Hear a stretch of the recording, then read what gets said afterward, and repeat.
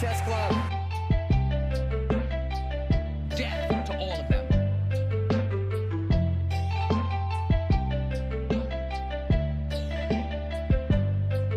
16 times the detail. Assassin's Creed Valhalla.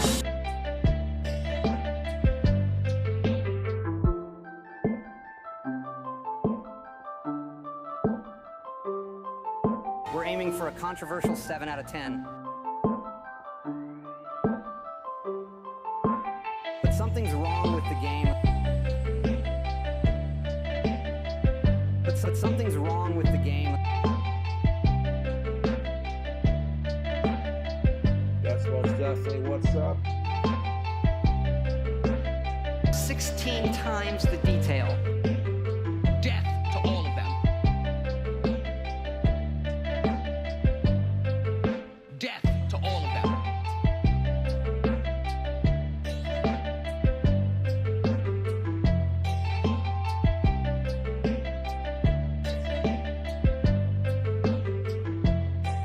Good morning, everyone. Welcome. I'm glad you're here. You ready to rock and roll? Let's do it. Death to all of them. No, Wendy, not yet. They're here to join us. They're here to join us. That's most definitely what's up. You're damn right it is. How's everybody doing? Everybody doing good? I'm having too much fun with a soundboard. Forgive the wait, so God.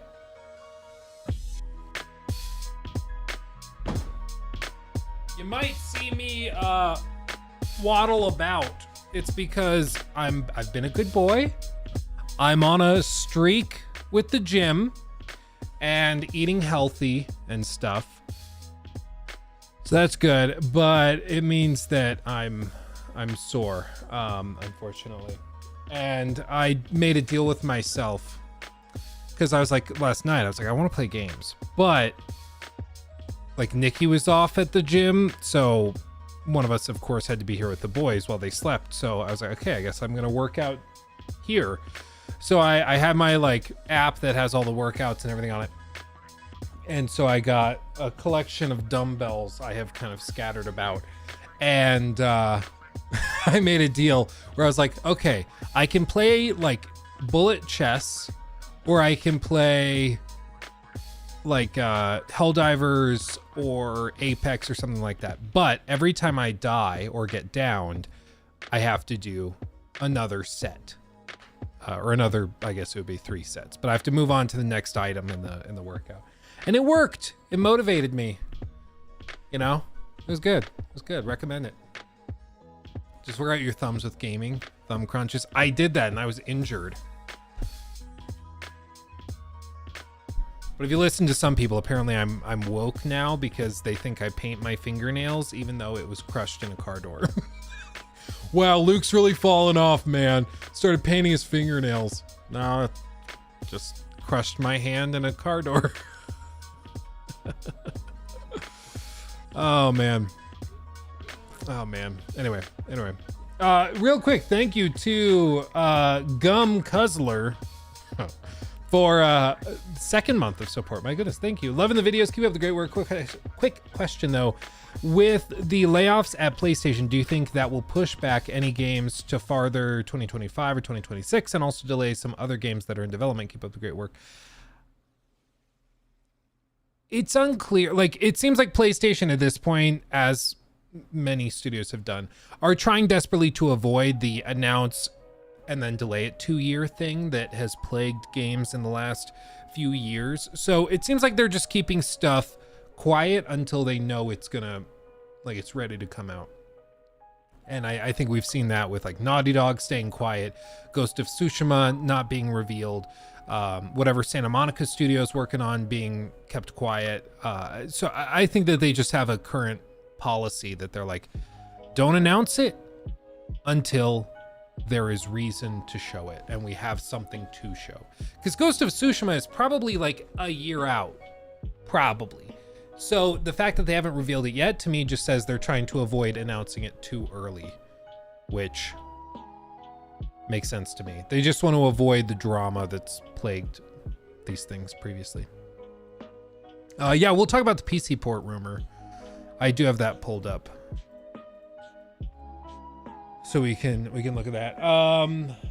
Major Dookie, 6 months. Oh baby, about to go see Dune Part 2. You gonna check it out? Yeah, I was trying to convince Nikki the other day to do to watch Dune 1 because I still haven't seen it, and she's not big into movies. She tends to get like a little distracted, and she just has trouble focusing for that long. It's kind of funny, but I might just have to take matters into my own hands and go and watch Dune 1 and then Dune 2. So, did you watch the Dune Awakening direct today? If that's a thing, no. I mean, it's just, I haven't seen the first movie. I haven't seen the one from the 80s. I just don't really know anything about it. I just have to do it. But I'm figuring that, like, if I schedule to go see the second movie on like Friday night, maybe Friday afternoon I watch the first movie, or Thursday I watch the first one and lead right into it when it's all fresh, you know? It was incredible. That's what I've heard. So I'm gonna have to just do it. I just have to do it. Where am I? If you can see Dune 1 in a cinema, absolutely do so. Yeah, unfortunately, I don't think I've got any places that are playing the first movie nearby. But I do have like a home theater room with like the big screen and big speakers and stuff. So I'll probably just make a bowl of popcorn, do that. It was really cute. I made a bowl of popcorn for Lachlan and I, and we watched, which movie was it? I think oh no, it was just Toy Story 2, because it's the one with the toy barn. So we watched Toy Story 2, and he is like me. He loves his popcorn. He just sat on the couch, blanket over his lap, his little bowl of popcorn on his lap, and just munch. It was so cute. Do you have the 4K Blu-ray? Oh, do I have a 4K? Of course I do. Who do you think you're dealing with? Oh yeah.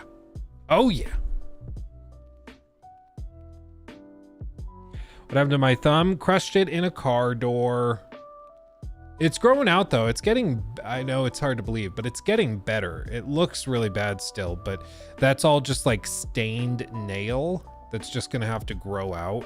But I'm not gonna lose the fingernail, which is good. I was worried about that because that would blow, but yeah. Oh yeah, did you see the Sweet Baby Ink stuff? Yeah, I did. I mean, we've talked about the Sweet Baby Ink thing for like weeks. We've been on it. I think we even brought it up like late last year because it was a discussion then with some of the Suicide Squad stuff we were looking at. And so we've been following it for a long time. I'm interested now that it's kind of blowing up. It's probably because people like Asmongold started talking about it and looking at it. And I mean, yeah, it to be very clear, the thing that Sweet Baby Ink does is very common. There's a lot of groups that do it. Sweet Baby Ink is just one of them that has kind of been revealed publicly because some of their founders and people that work there cannot shut up and have gotten themselves in a lot of trouble because they just think everybody should hear their opinions on everything. And so, to be clear, there's a lot of groups like this out there that do this. Sweet Baby Ink is not the only one. They're just probably the most well-known and visible one. What happened over the late last week, I think it was, maybe Friday, is one of the head honchos over at Sweet Baby Ink tried to basically get a Steam community page mass reported and taken down. And all this community was doing was reporting and putting on a list which games Sweet Baby Ink, this narrative consultancy and diversity consultancy group, which games they worked on. That's all they did. They weren't saying to do anything. They weren't doing anything else. They were just saying, these are the games they've worked on. Use that information as you will. Some good games like God of War Ragnarok they've worked on. Other games they've worked on are absolute steaming piles of dog crap, like Suicide Squad, like Forspoken. I believe they worked on Saints Row reboot, all of those. So there's they tried to get the group mass reported and taken down. And what's amazing is, like, if you've never heard of the Streisand effect, that's exactly what happened. I don't know how to spell Streisand. Yeah, it's EI. Okay, Streisand effect. I've shown this before, but basically what happened was that Barbara Streisand saw in like a book, there was a picture of her house in, like, I think it's Malibu. Yeah, so in 2003, Barbara Streisand sued a photographer for $50 million in an attempt to remove an aerial photograph of her Malibu mansion from a publicly accessible collection of California coastline photographs. No one really cared it was her place. Nobody gave a crap, but she sued them for $50 million. And the legal action drew more attention to it, leading over 420,000 people visiting the site over the next month to see where the photograph was taken. This backfire led to the coining of the term the Streisand effect, describing how attempts to suppress information can often lead to even wider publicity. And that is exactly what's happened here, is that the founder of Sweet Baby Inc., or the head honcho, whoever it was, tried to get this group shut down that was talking about their company and what games they worked on, and it ended up blowing up, and now that community on Steam has like 100,000+ people, and it's like a whole thing. It's it's delicious, to say the very least. And plus, like, is it not a red flag to not want people to know that you worked on a game? Is that not weird? That seems weird to me. Yeah, we don't want the public knowing what we've worked on. If you're really good at your job, wouldn't you want everybody to know? And if you're doing a really good job, wouldn't your mere participation be a selling point? Like, if you find out that Hideo Kojima is working on X game from a new studio, you're probably excited. If you find out that Hidetaka Miyazaki is working on a new game and he put his name on it, that excites you, because that brings a sort of impression of quality to it, right? Because you know what they're capable of and you know how good of work they do. To try and hide your participation, to me, is stinky. That's weird, you know? It's weird. So I think it's to protect employees from harassment. Sure, but like, again, the claim was that you need to mass report this Steam group because they said they're breaking TOS or something. And all they were doing, and I verified it myself, all they were doing was listing which games this company worked on. That doesn't break any TOS. That doesn't break any policies. That's not an issue. That is their free right to do so. And if people were taking that information, looking at that list, and then going off and of their own volition being pieces of crap, that's their own free choice to do so. That's not the group's responsibility.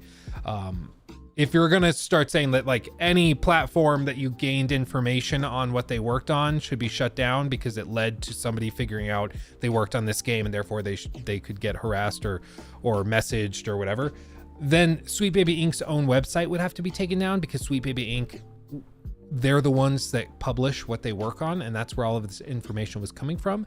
So they are the core of the problem at the very core. So, like, that just doesn't make any sense. So there's just a lot. But I mean, with all this, if you think that the people involved with this, I struggle to feel really bad for the people at Sweet Baby Inc., especially when there's posts of what some of these employees and even leaders of the company have said previously. Like, some of the stuff that these people have said is horrifying.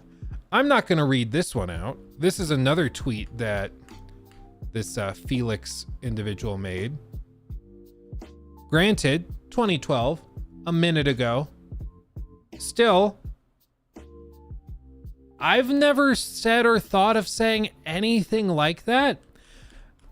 I would like to think it's because I'm not a toxic pile of garbage. But that's weird. And so just a lot of these posts are very weird, and you can start to understand why gamers start to feel like if these people are consulting on some of their, like, the big franchises, maybe they have an outsized influence on those games.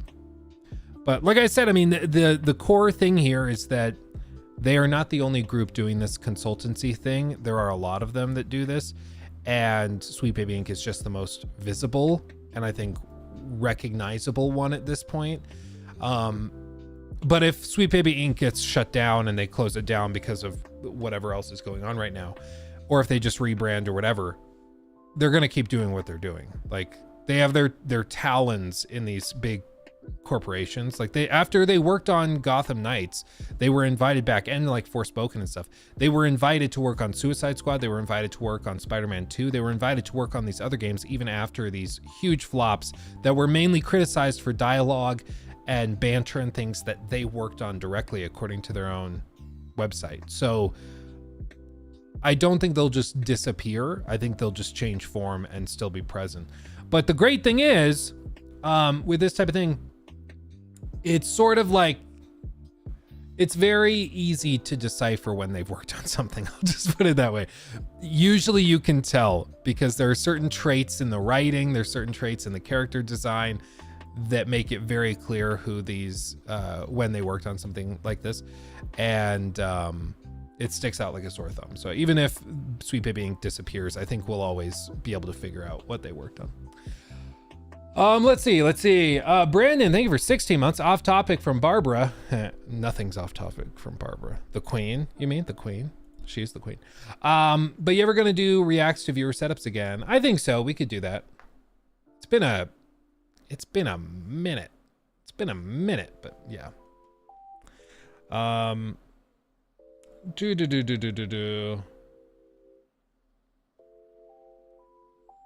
Dune Awakening gameplay reveal? No. Oh, is that the showcase thing you were asking about?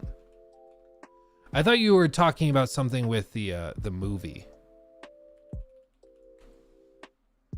So I was confuzzled. Exclusive gameplay direct streamed 5 minutes ago.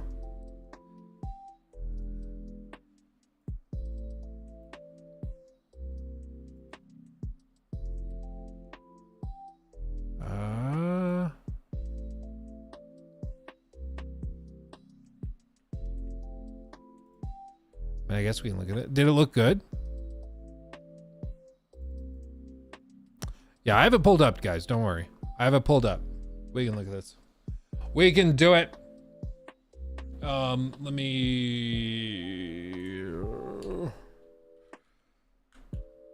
I think... Hold on. Somebody's saying the sound thing isn't going off. The alerts. Let me fix that real quick, see if I can fix it, or like resend some of those. Let's see. Loading. Please hold. Okay. Recent events. That sounds right. Oh yeah. I'm sorry, Gum. Yeah, these didn't pop up. Let me see if this works now. Hey, it did work. Thank you, my friend. So that Puzzler69 donated $3 with the news of announcing new cast members for TLOU Season 2. What do you think will happen to Joel? Will they follow the game or change it? Pedro Pascal is a huge actor, can't imagine them getting rid of him. He's a huge actor, but he's also stupid expensive. So it's always a little bit of this, a little bit of that. You know, if you can only pay him for a week of work versus 3 months, it's probably a pretty sizable difference in the budget. As for whether they stick to the story, I mean, yeah, they're gonna stick to the story. I think they add some stuff that was cut from the second game. Stuff about like Joel's girlfriend will probably end up in the show. Things like that were cut. I do expect them to do a lot of like the flashback thing, kind of like they do in The Last of Us Part 2, but hopefully a little better pace. So I think they'll do a lot of stuff where like all through the season, there's little flashbacks to Joel and flashbacks to scenes that they had together, just like in the game. So I think they'll do stuff like that. But yeah, I mean, I don't think that they're gonna like pull a Final Fantasy VII Rebirth or something and just try to, it's an alternative timeline, anything can happen. I don't think they're gonna do that. Gypsy also, this one, voila. And thank you for using the tip link, the donate link, because that bypasses the YouTube cut. Gypsy Danger donated $10. Got paid today, so like gets paid. My question is, do you think besides live service, other factors have contributed to glut of bad games? I.e. everything open world, writing and dialogue feels off. Micromanaging stats.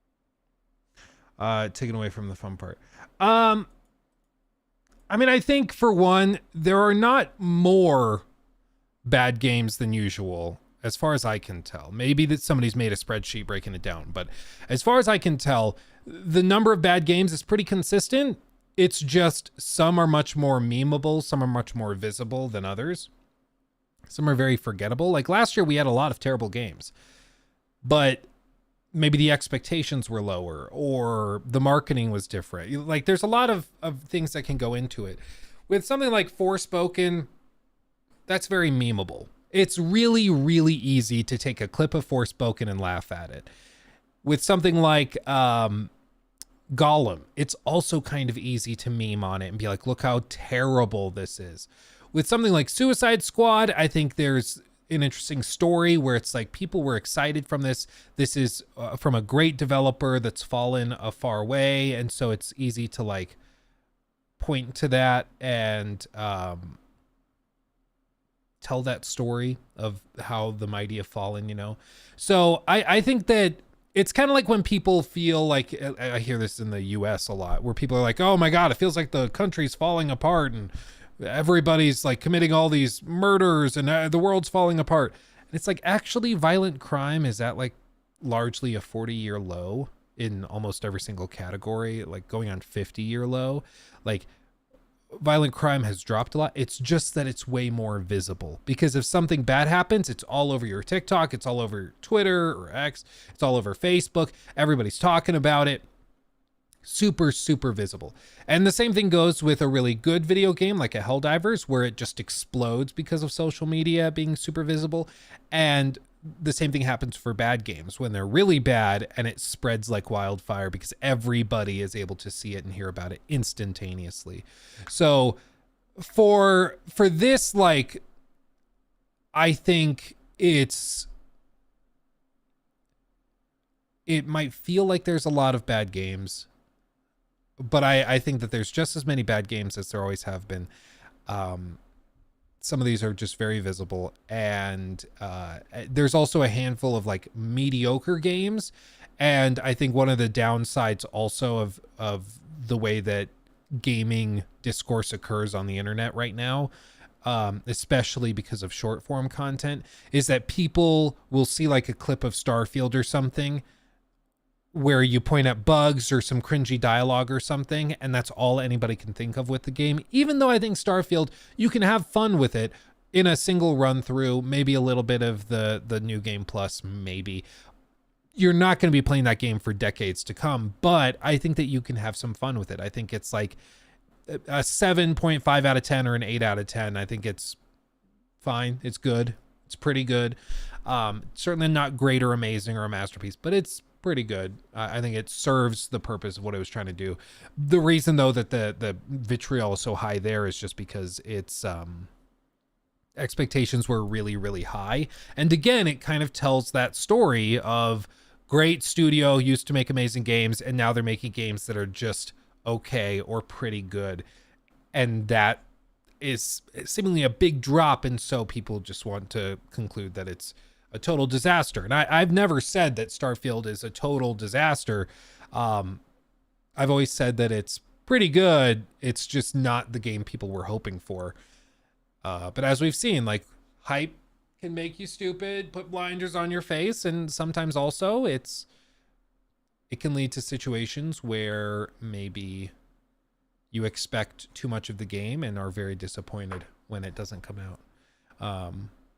For me, 7.5 to 8 out of 10 is very good. 5 out of 10 is average. Yeah, it just depends on how you scale it. Like, if you're grading it off of like the US grade school scale, then like a 7 out of 10 is a C and is considered average.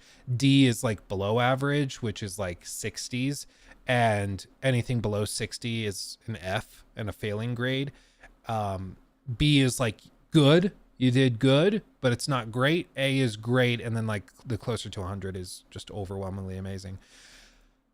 But I understand some people want to grade it on like 5 is average, 1 and 2 are really bad, 9 and 10 are great. It just depends on how you score it, for sure. Don't worry, we'll talk about all of the like AC leaks, and we got stuff about Starfield and Ghost of Tsushima port and all sorts of stuff. But let's see, you guys are talking about Doom. What's this deal with the Dune Awakening? This just happened, like right as we got on stream. This was happening. There's this.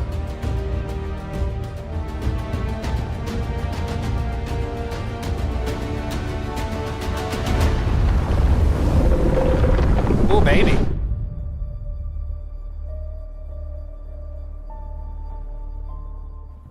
Hello and welcome to the very first Dune Awakening Direct, a brand new series where we'll be taking a look at all things Dune Awakening from our studio here on Arrakis. On this episode, we'll be chatting to Joel Bylos. He's the chief... I really like these bookends. That's cool. It's like the worm is cutting through them. That's great. I love it. Speaking of bookends, I've been 3D printing, and like, I don't know if I don't think I showed you guys this, but I've been 3D printing, and this is one of them. This is a witch's hand that holds up one, and I actually just finished. Hold on. Please hold. I got it. I just finished the other hand. Yay! So I guess I can take off the supports while we go through this. But yeah, they're like witches' hands that do exactly what this does. And they hold up books, which is kind of fun. Creative officer for Dune Awakening here at Funcom. She was fired like a month ago? What players Who? can look forward to. Wait, this lady was fired a month ago? Oh, she was the Overwatch League host. She was fired from that. Oh, okay. Okay, I see it. Okay. This year, and he will share some news about our beta testing phase. Then we'll also be taking a look at the brand new gameplay trailer that we're just so excited to share with you all. But first, we'll look at what it takes to bring the most dangerous planet in the universe to life, from book to film to video game. Let's get started with creating worlds. I hate to be that guy, but wouldn't like the most dangerous planet be the one that's like made of gas and molten methane? Wouldn't that be dangerous? Like you just won't live there. Like JJ you will donated die. $3. You know? Hey Luke, why is nobody talking about this?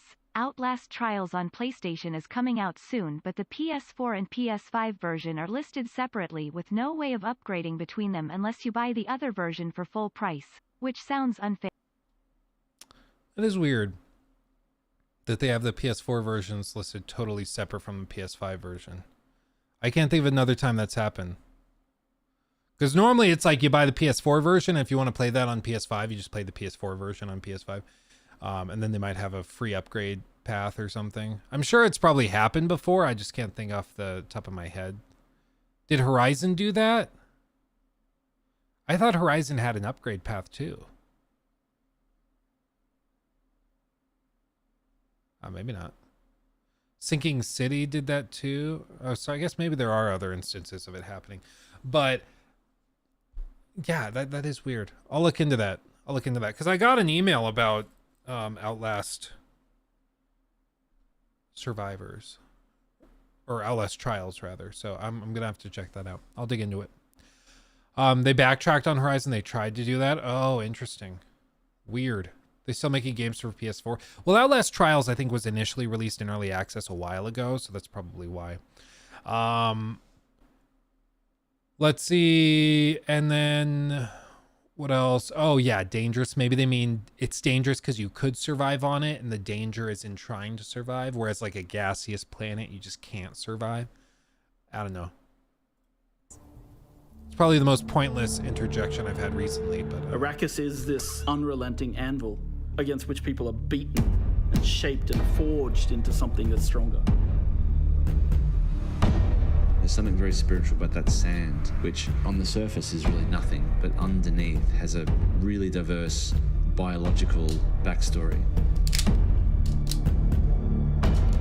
One of my favorite lines Unreal Engine from Frank 5.2 Herbert is when you end a novel, it's like a train coming into the station that doesn't stop. You just jam on the brakes and let the sparks fly into people's imagination.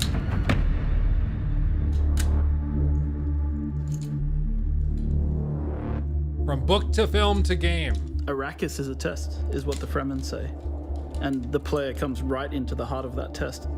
Dune Awakening is a survival game at the base level. And it begins like a traditional survival game, you know, like you're looking for water, you're looking for shelter. You know, where will you find water in the desert? Will you take it from others? So when we talk about survival, sure, we start with the basic kind of survive. And then when you've survived long enough, it's now time to think about political survival and how you progress within the universe. The approach we take when building a world like Arrakis is we kind of have to think about where are the stark lines and how do we draw these epic spaces? How do we make them feel huge and the player feels dwarfed by everything they see around them?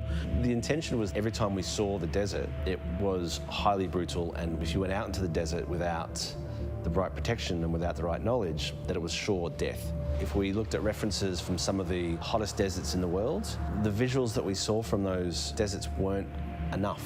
We needed... I mean, it looks gorgeous. And yeah, sorry it was loud. I didn't realize I had the microphone on. I thought I muted it, so... Oops. Sorry. Sorry, everybody. Sorry. This world to be even harsher. So we've been working with Legendary since the very beginning. They've been very generous with sharing with us assets from the film and allowing us to see things from the film and allowing us to really understand the vision that Denis Villeneuve has for the world and his characters and the way he's grounding Arrakis. But of course, a game is a much larger scale, so we need to expand upon that vision. We have our own army of concept artists who are sending things back and forth with Legendary all the time. One of my best moments on this project so far actually was I got to go and visit the set of the first film with a group of the people from Funcom, the art directors, the lead artists, and we got to walk around in the actual sets that they had built in classic old school set building, massive palaces, and we got to look at the ornithopters from the inside and the outside, right? We got to walk around them and get a sense of their scale.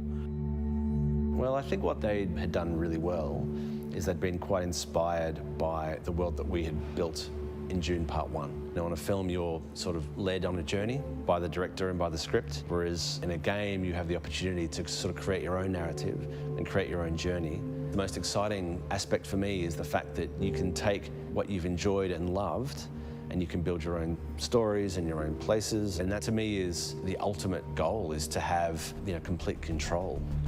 Question, what's this studio? Have they worked on other stuff before? Is it a brand new studio? Does anyone know? Because I don't recall who they are. They flashed the logo at the top. But that's one question. Beyond that, I mean, what was really interesting about going to that Avatar Frontiers of Pandora preview event was we got to hear, like, so at that event, there was this like behind the scenes thing we got to do. We weren't allowed to film it. We weren't allowed to record any audio, but they did say we could take notes and talk about it, which is why I'm doing that here. It's not like I'm going off script or anything crazy like that. And one of the things that was really interesting about it is that they had some like head honcho Hollywood executives there. Okay. No, it's not fantastic.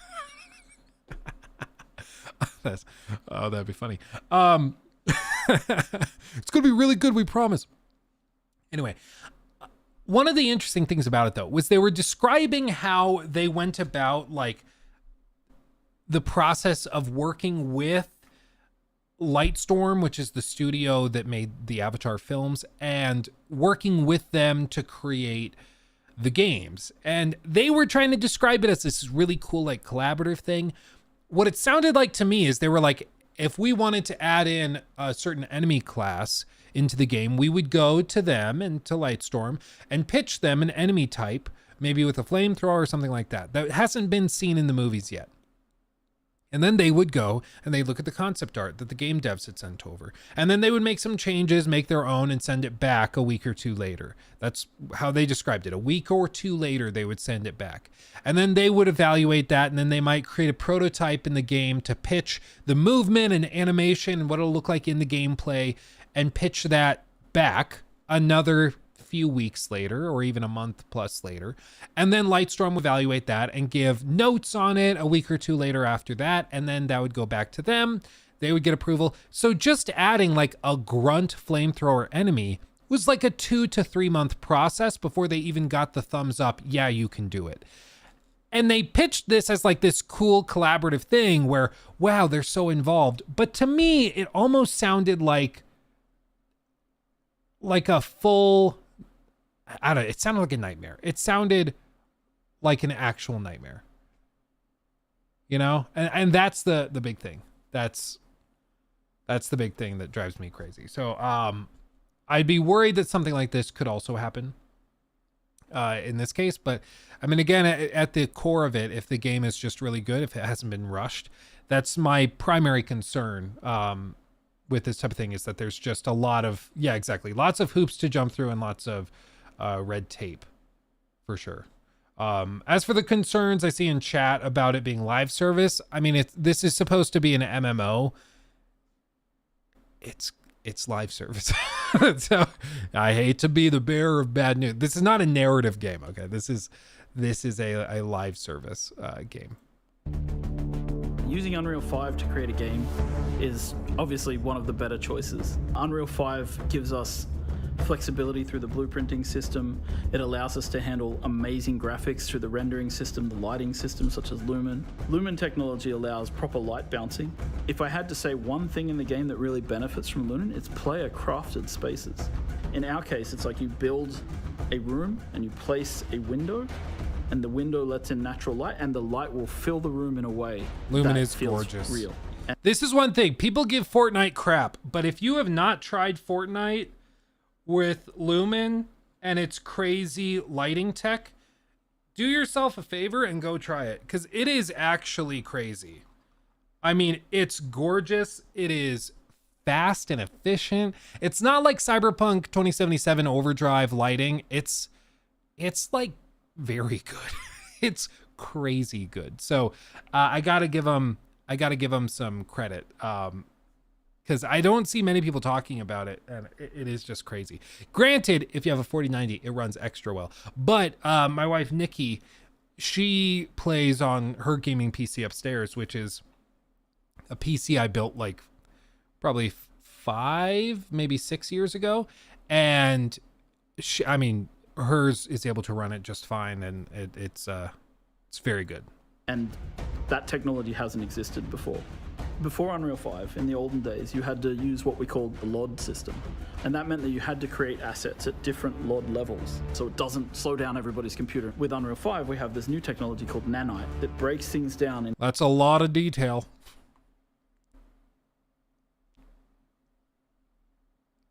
Did you see what I did there? Maybe. To the right amount of polygons at the right distance. So for us, as a company, this has made an amazing difference to the visual detail of the world.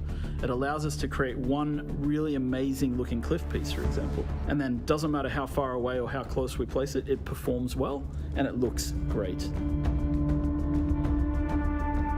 Where Unreal worked for us on Dune was that it was a fantastic pre-production and planning tool. On Dune Part 2, we had some very complicated scenes, and we were able to previs all the way from Budapest what the light was going to be doing well in advance. It's the only tool that I've used, I would say, in my 25 years of shooting that is able to be used across a wide spectrum of films by different types of filmmakers. The most iconic creature in the Dune universe is the sandworm of Arrakis. And so we've tried to represent this in the game in multiple ways. So as a player, your first steps on the open sand, you hear the hiss of the sand in the distance as the sandworm begins to move towards you. And when it gets close, you hear the roar as it erupts from the sand nearby. And at that point, you have only seconds to live if you cannot make it to rocky ground. So this is your first experience with sandworms. And these are the little ones. When you go into the deep desert, when you're harvesting spice, the giant ring-mouth sandworms that we've seen in the film will erupt underneath the spice blows and suck harvesters and equipment down into the sand beneath them. There's really only one rule. The sandworm will always come. I like that. I like that. I mean, I'm still wondering what you do. Like, they've described, I think they said at the very start, they said at its core, this is a survival game. And that to me can mean so many things. Like, are you saying core survival game systems like food and water and warmth and things like that? Or do you mean it like there's base building and crafting and things like that? It feels like so many of these terms now are so fluid that it doesn't really mean much of anything. So I'm hoping they can give us some detail. Humans have always had this innate drive to create something, to build worlds, whether it's in their head, whether it's in text, whether it's on screens, whether it's in games. Funcom as a company has been on this journey for a long time, creating multiplayer worlds where players can live out their dreams and fantasies. We were there in the beginning with massively multiplayer online games. We've been there in the beginning with survival open world crafting games. And Dune is a combination of those legacies, bringing us forward into the future. It's the culmination of what Funcom means as a company and what we can deliver. And this legacy means that we need to really pay attention to what we're creating and how we create it for the fans. Because I think at the heart of this, there's a lot of people out there who really want to live in the universe that Frank Herbert created. And they really want to live in the visual world of the films that they see from Villeneuve. And so we need to create the gap between those two possibility spaces and create a game world where people can live out their fantasies that they've taken from Dune. And yes, it's a huge legacy and it feels at times extremely overwhelming, but we really hope that we can deliver something for everybody.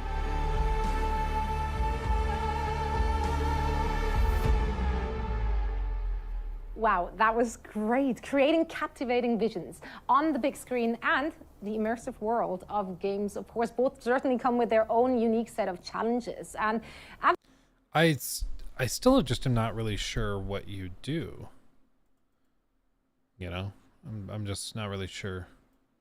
I think it's very clear that both mediums draw deeply from the seminal book that started it all. Now, of course, Villeneuve's movies have mesmerized the audiences with their adaptation of Frank Herbert's masterpiece. It's been showcasing the intricate politics, the very stunning visuals, and the harsh desert of Arrakis. And now, as we venture into the game, the challenges of bringing this rich universe to life really takes on I'm gonna do an interview forms. about it. So, here to share this exciting process with us is Joel Biles, the Chief Creative Officer for Dune Awakening. Joel, welcome to the first ever show. Thank you very much for having me. It's exciting to be here. I am so excited that you're here because I get to pick your brain. I have so many questions and I want to dive straight into this. Dune Awakening is a survival MMO. Two words everyone watching will be familiar with, but what's your take on that? What is a survival MMO? That's very good. Great question. Right to the point. That's what I want. Don't beat around the bush. No, like, jerking each other off on like, so this looks amazing. Can you tell us how amazing it looks again? Like, actually asking the questions. This is what I want. This is what I like. Sure. So survival games are obviously a genre of games about like building yourself up from the bottom and surviving. MMOs are more about social interaction and you know how players work together to achieve big goals. And we thought, why not combine the two? You know, why don't we create a game? Because most of the survival games that are out there, they kind of, you once you get to a certain point of survival, it kind of ends, and that's kind of where you've gotten to. But what we thought was like, the universe of Dune is a perfect place with these politics and this intrigue and there's machinations that happen. So let's get players hooked on the survival and then bring them into the political survival of the Dune universe. I have a question. I mean, what that sounds like to me is that they're gating two basic chunks of the game in different ways. So you have the survival element that you kind of figure out first, and then you can move forward into like a narrative side of survival. So like narrative survival game, or what he described as political survival, which like isn't the most insane idea I've ever heard. I mean, stuff like that could work. I think for me, if I'm trying to imagine the game based on that description, I at least imagine it as you spend 50 hours doing like basic repetitious survivalist or survival game stuff. And then you go and you have the narrative stuff that kicks in later after you've kind of exhausted the survival stuff. So I just don't really know what this means. Just got news. Suicide Squad Season 1 is releasing March 28th. Remind me of that again, DevSo, at the end of this, and we'll talk about it in another segment because that's insane. So, yeah, we'll get there. Let's break it down then and dive a little deeper, starting with the survival part. What are we surviving on Arrakis? What's out there? I mean, worms, yeah? Players? Sandstorms. What else? Other players. Yeah, so the player, I mean, obviously, Arrakis is all about the heat and the water. So the player, first of all, needs to be searching for water. They need to stay out of the sun, stay in black shade during the daytime, travel by night. I love it. That's what the Fremen say, right? That's what the Khitan al-Ghaib says it in the book, right? Black shade by day, travel by night. So the player needs to worry about these things, think about the sunlight, think about where they are, but they also need water because that runs out really quickly without a still suit. And you die very fast. So yeah, there's lots of ways in which to get water. You can explore dew fields and eat plant fiber to try and get water out of it. After a while, you start to throw up because you can't really get too much water out of plants that way. And then the way I prefer to do it is to shoot enemies, take their blood, drink that. You just casually dropped that right there. Okay, so we're harvesting blood or just lick some plants, whichever way you choose. You're going to stay hydrated, which is very important. Yes. Yeah, stay hydrated at home, in and out of game. Are there other resources I need to worry about? Yeah, so as a player, I mean, it's a proper survival open world crafting game, right? So players will craft their entire arsenal, right? So they'll be collecting resources, they'll be collecting stone, they'll be collecting metals like copper, iron, eventually forging steel, building up the equipment that they have at home. So they'll be crafting, all their weapons, all of their gear, all of their clothing, and they can, of course, craft themselves a base to live in, craft machines to help them craft bigger machines, which allow them to craft better weapons and so forth. All right, so there's a lot to do, is what I'm hearing. I mean, I'm just hearing there's crafting and basic survival mechanics. I'm not sure how much of this is like really that novel or crazy. I want to see Joel Bylos, chief creative officer. I want to see what these guys have done before. So Funcom, founded in 1993. Mutant Year Zero, I haven't heard of that. Secret World Legends, haven't heard of that. Conan Exiles, I have heard of that. Dune Awakening, Metal Hellsinger, Dune Spice Wars. They did another Dune game, and Anarchy Online. So Conan Exiles, I have heard of this one. So they do know what they're doing with survival games, at least, because Conan Exiles is a survival game, right? Pretty positive games, so like they have some experience there. As for Dune Spice Wars, 4 times real strategy game. What does 4x real time strategy mean? Control the universe, control spices. 1.0 available. So they have like a pretty wide variety of stuff they do. It's pretty fun, but it's super grindy. Conan is. I mean, that's what I'm hearing so far is that there's a lot of, he has like the core survival elements at the base of everything. And then he describes, you know, establishing yourself through the survival elements. And then they introduce the political side. One of you in chat was mentioning, one of you guys in chat was mentioning that maybe with the political side of things, they mean that like you are going to work with players and it's going to be sort of like a meta narrative MMO thing that ties into it. Maybe that's what it is. Dune Spice Wars is mostly positive. So that's good. Decent or RTS game. Too much politics, not so much strategy game. Not loyal to the original game from Virgin Games. So I don't know. It seems like they at least have some experience. They aren't coming out of total left field, but they do have games that certainly lean more into the grindy side of things. Which could be fun. I mean, it's an MMO. What That's you obviously expect? very exciting. I saw you guys shared a sneak peek of what a base could look like already on your TikTok channel. Very cozy. Why would I ever leave a home like that and like head out into the desert? But I'm sure you guys give us plenty of reasons to do just that. Is there anything special about the base building in this game? Yeah, so we took what we started with in Conan Exiles, our other survival game. We brought that over. Then we started to add to it, right? So we've now created a system for co-op building where you can place out holograms and other players can fill them in. So you work with your friends to build bases. You can also save your base as like an architectural blueprint that you can then sell to other players on the exchange, or you can give to your friends. So they, you know, if you make something really cool. One of the things we saw in Conan Exiles that I really liked was, That is kind of cool. It's sort of like initially I was thinking of like Fallout 76 where you pick up your base and move it. But I think he specifically means that if you have like a really cool layout for a workshop or something, you can save that as a blueprint and then put it on the exchange, and then other people could do that without having to figure out optimal placement and stuff. So that's kind of cool. Was that players were building the Taj Mahal. They were just building really cool buildings. And it's like, what if you could sell that to another player? That'd be cool, right? So another player might want to be able to just buy that blueprint off you and then place that out in the world and build it themselves. So we're really enabling this sharing and sort of the way the building system works, allowing it to be very cooperative.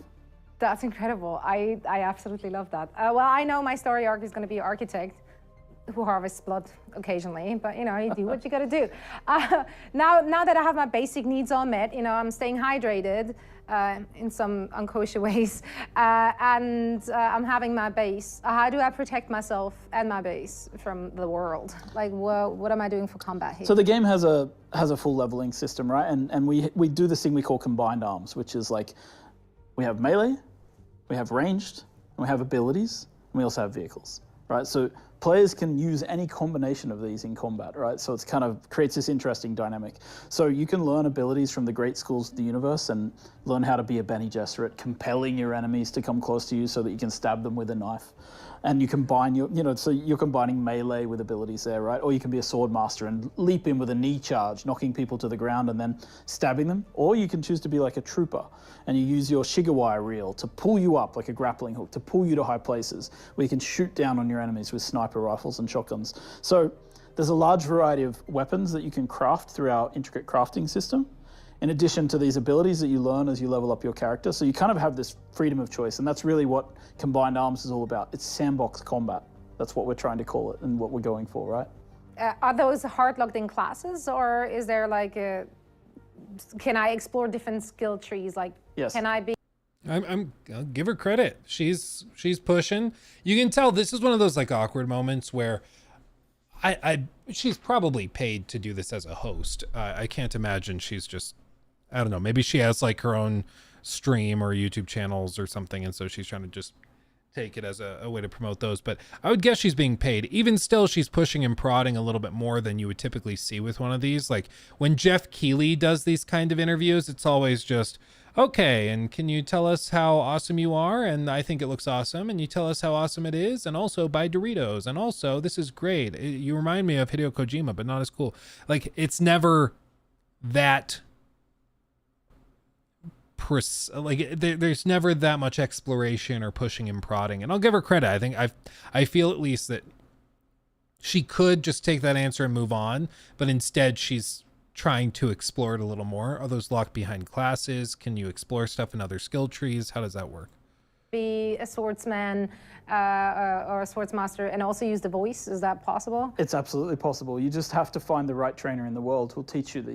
Well, Dev, so this is interesting. Could this have the same issue people had with the Mad Max game? As in, the whole point of Dune is that the world is supposed to be quite barren, and that's pretty much the opposite of what gamers want. Well, it's tricky because with something like Dune, it seems that there's two sides of it. You have the fact that, like, with Fallout 76, you're supposed to be like one of a dozen people that have ever come out of a vault ever. Like, it's very, very rare for somebody to come out of a vault. But then you come out of the vault, and when it's all multiplayer based, there are dozens of other players walking around the map, or I think roughly like a dozen or 2 dozen. I don't remember what they have the server capped at, but there are plenty of other players out there. And so it doesn't feel that special anymore. And then with like Mad Max, yeah, it's like locations are supposed to be very, very spread out, but for sake of the game, you have to be relatively close so that you're not walking for half an hour to get to a point of interest. I think one way they could bypass that in something like Dune Awakening is with vehicles, just letting you hop in one of those dragonfly choppers and just fly off to another location. And it could take you a minute or 2 minutes to fly there, but you're traversing a very wide expanse of desert to get there. And something like that could work, and I think avoid it feeling too gamified, if that makes sense. But it is an interesting question and a problem they could potentially run into, especially if they're talking about like how dense are the servers going to be? Are you going to be running into other players while you run around the map just exploring? That kind of doesn't feel that accurate, things like that. These things. So you choose in character creation, you make a choice of who was your mentor when you were young. And then you choose one of the things, and that determines your set of starting abilities. But then when you play the game, you find trainers in the world. You have to do things for them, but then they'll eventually teach you some of the way, the path that can take you down some of these skills and abilities. Yeah. I love that. Okay, so lots of things to explore there as a player and avenues to take, all in order to protect myself and maybe my friends if I feel like it. What am I protecting? Like, how do I protect myself against sandworms? Like, can I fight them? Can I ride them? Like, what's the deal with them? Sandworms are like a tension mechanic in the game. We want you to be really worried every time you walk on the sand. So you really need to think about what you're doing. So there is no way to kill or defeat sandworms. No, the only thing I you can cannot. do, you just cannot. The only thing you can do is avoid the sandworms, right? So you craft yourself a thumper and place it out to distract a sandworm. Maybe you use it to lure a sandworm onto some friends of yours or some friends, depending on how as you one feel. does. And the other thing you can do, of course, is craft yourself a vehicle. Like we have a range of vehicles in the game, including the iconic ornithopters, and players will be able to craft these, and you'll be able to use these to, of course, traverse safely, right? If you're in an ornithopter, you fly above. If you're on a sand bike or something like that, you can move quickly across the sand. Hopefully a sandworm won't get you if you time it right. Hopefully. Hopefully, That's always hoping. I love a constant looming threat. Sounds really stressful. Sounds perfect, actually, for a survival MMO. Now, you already alluded to some of the cooperative things one can do in-game. Can you elaborate a little bit more here or dive deeper into this? Like, sure. Can I, fully go on a journey with someone and do tasks with each other? Like, what can I do with other people? Yeah, so I mean, hook up with your friends, join together with a grouping system. We have a ping system, so you can, obviously point out things to players. You will find different roles that you can assume based on the kind of combination of abilities you want to bring with you. And then you can heal your friends, of course, get them up when they get knocked down in combat, things like that. And then, of course, you go on journeys like we have a system called the journey system. You can go on those journeys together and sort of explore the mystique of the universe. Through that, we also have a contract system. I think it's just really hard to just describe these things verbally. It seems like you really got to show them, The Gum Cuzzler 69 donated $3. This is the second live service game that WB is funding. Is WB hoping to catch lightning in a bottle? Since how we know SSKTJL didn't meet their expectations. Well, I mean, they've greenlit these things a decade ago. I mean, these projects are in the works for years and years and years and years. So they were hoping to have 2 bangers, assuming that I don't know. I guess Warner Brothers do they own Dune? Is that their franchise? Do they do it? I'm not sure off the top of my head, but assuming they do, then they were hoping to have 2 bangers this year. And obviously one of them is certainly not. So they were hoping, I'm sure, that this would make up for it, but I guess we'll have to see. It's going to be a very different type of game. At least with this game, it's very clear. Hey, we are an MMO studio. We make MMO survival games, and we're going to make an MMO survival Dune game. Sound good? Cool. Right then and there, expectations are clear. Expectations have been outlined precisely. That's great. With Suicide Squad, there were layers of complexity because it was coming from a studio that nobody wanted to be doing this live service game. Fans of that studio were really upset that they were spending their time working on something like Suicide Squad. And at its core, it was just, it was an idea and a concept that nobody ever really wanted. I think with Dune, the live service MMO thing could work better than like the live service Suicide Squad game concept works as a live service concept, but it's going to appeal to a very specific group of people, I think.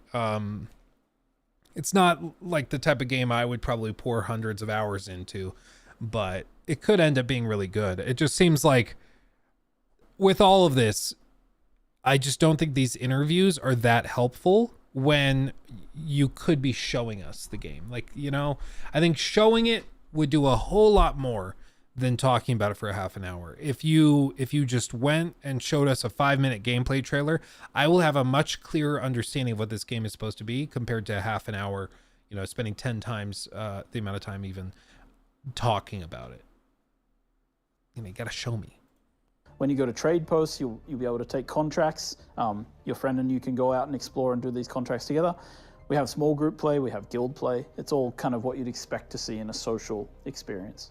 What's your take on the politics? Because obviously the books and the movies, that's a big part of it, like the whole political intrigue. How predominant is that in the game? I mean, we want players to be able to dip into it. So you start the game kind of lost in the desert, right? And then by the end of the game, maybe you're the next Baron Harkonnen. So as you play through the game, who doesn't want to be him? He's a good-looking man. Oh yeah. Mm.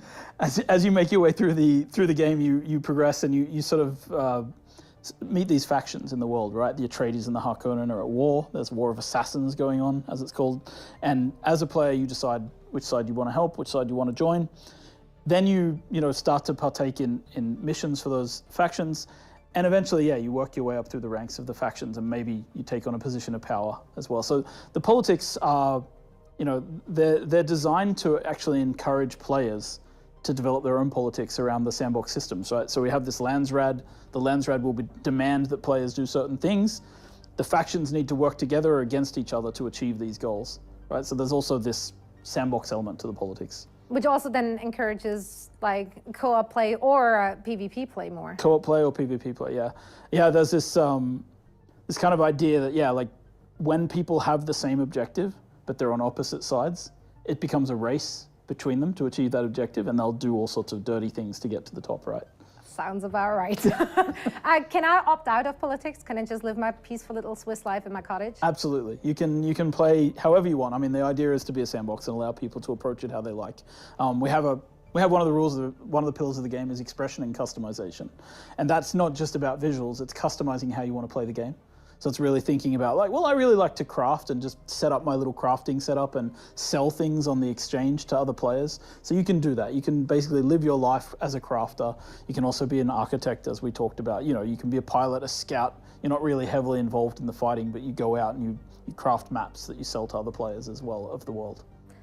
Where are we currently at? Like, I know there have been betas already. How many more of those are coming? When is the next one? What's the status of development? Where are we at? So yeah, we've been running betas now for several months.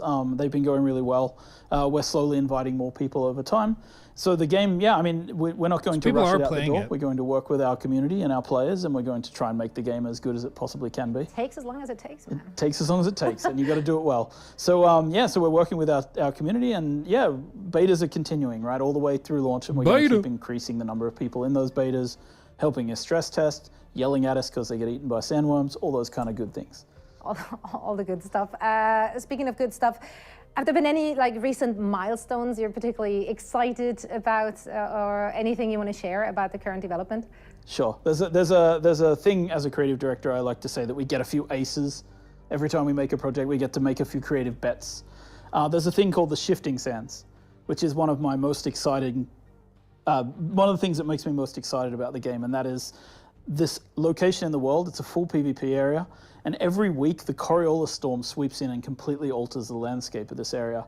And I got to see that working for the first time very recently with full landscape changing and people able to play. And it's exciting to see these things coming online. And I think it's something people haven't seen before in a game. So I'm excited. That's cool. I like that idea. Let the audience in on it, you know? I wish they could show it. I can't wait to be part of that audience. And I also can't wait to have more opportunities in the future to chat about the development and the process that you and the team are going through. Now, any last words, anything you want to say to your future player base? Yes, thank you everybody for joining us on this journey. I hope today's show was like your first taste of spice, mildly euphoric, slightly addictive, and leaving you wanting more. I certainly want more of that now. I'm pretty sure everyone watching as well, so remember, for a chance to get an invitation to any of the future closed beta tests, head on over to duneawakening.com and sign up for the beta. Then head on over to Steam and wishlist the game. You can also join our Discord and follow our other socials at Dune Awakening. Also, of course, you can keep up to date on TikTok, Instagram, and YouTube, where we will be showcasing regular sneak peeks in. Already, just like those little clips there. I feel like I know more about the game from watching this little TikTok than what we got from all of those discussions. To the world of Dune Awakening. Now, here is the moment that I'm pretty sure everyone has been waiting for. Let's take a look at our brand new gameplay trailer for Dune Yeah, why didn't Awakening. you just start with that and then talk about it? Unreal Engine 5.2. Arrakis is a test. Few survive it.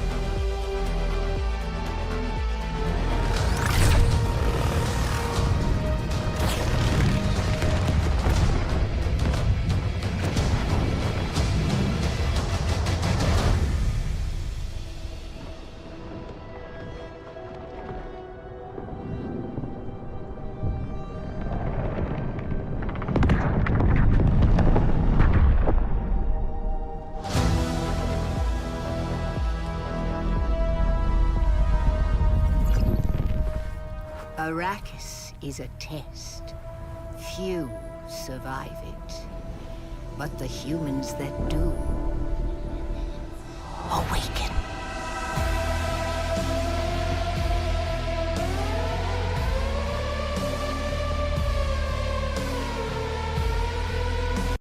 I mean, it doesn't look bad, but I mean, again, in-engine doesn't mean a whole lot once you put that on your trailer, because I don't know what's real and what isn't. Some of these early clips definitely feel like they're in-game. And I mean, definitely look work in progress and like an MMO. You know, because they have to make some sacrifices in terms of fidelity to get it working with hundreds of players and stuff. This moment looks really cool. Sound design seems top notch and great. That's fantastic. That's exactly what you'd hope for. Beyond that, like, it seems like the actual game is just a lot of like running around, grabbing materials, crafting, and then running around doing that some more. And that to me is not really enough. I would like to see like a deeper combat showcase, because one of the fatal flaws with a lot of these games, it seems, is that they never, like, survival games never really have good combat systems. They always kind of flounder when you get to that point. So it's just, it seems like if a survival game can figure out an awesome combat system too, we're rocking and rolling. It's always kind of like the last thing they do. I can't tell if these are supposed to be other players as well. It's cool as a concept to be able to do this, like climbing around a base, trying to sneak in to collect something, or I don't know what the mission type would be. But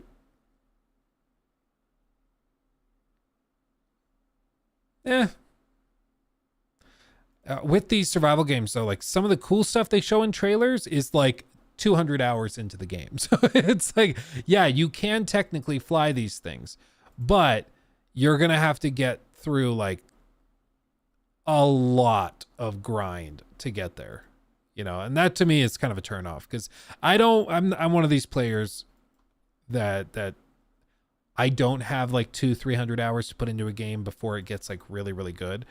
And before you can start really doing everything you want to do in it. And so I'm hoping that they can pace it a little better than that. But we'll see. We'll see. I mean, we'll keep an eye on it. I will say that didn't really blow me away, but maybe they'll be able to blow me away in the future somehow. I don't really know. But as of right now, after that, I'm kind of like, so it's just Conan, but with a Doom coat of paint. Is that what you're saying? Because that seems like what you're saying, you know? Seems like what you're saying. Spending 500 hours crafting one just for it to blow up immediately. Yeah. They're really trying to make this the next Hogwarts Legacy. It's not the same. Well, I just think like there is a very real, I think, concern. I guess we could do this as like its own little its own segment. Let me pull this up real quick before I forget.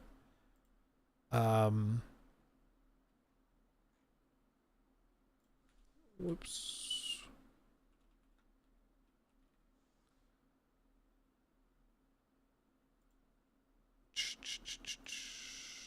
Is this it? Yeah. Okay. So I think there's a very valid concern when it comes to Warner Brothers and like the next Hogwarts Legacy. I've heard people bring this up, and initially I was like, I don't know. But the more I've looked at it, and especially after reading like the full transcript from the call that this happened on, I think it's actually, I think it's fair. Let me pull up the article.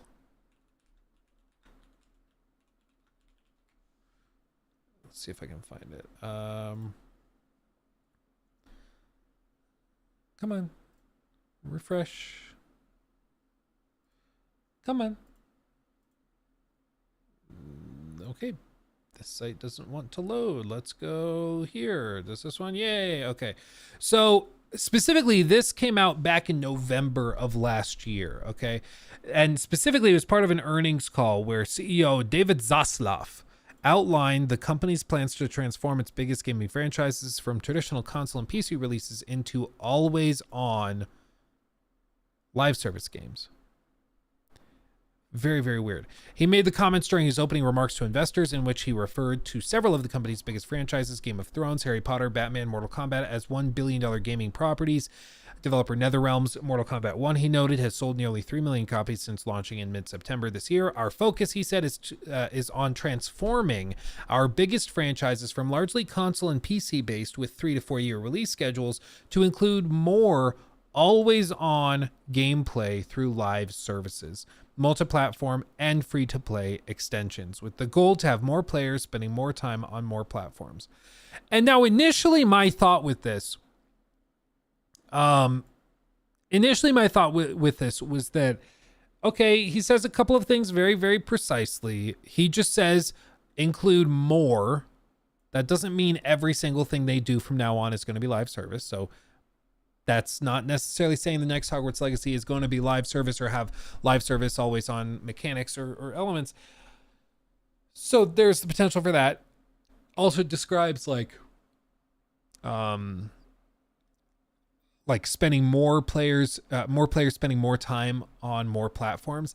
And this sort of doubles down on some of the broader ideas and goals for these executives. Like, I know for us, we might immediately want to just go, oh, their goal is to just milk us for more money.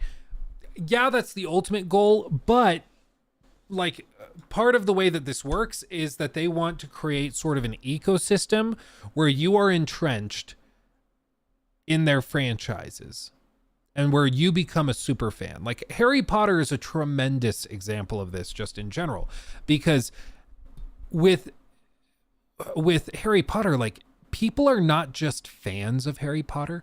People like make it part of their personality.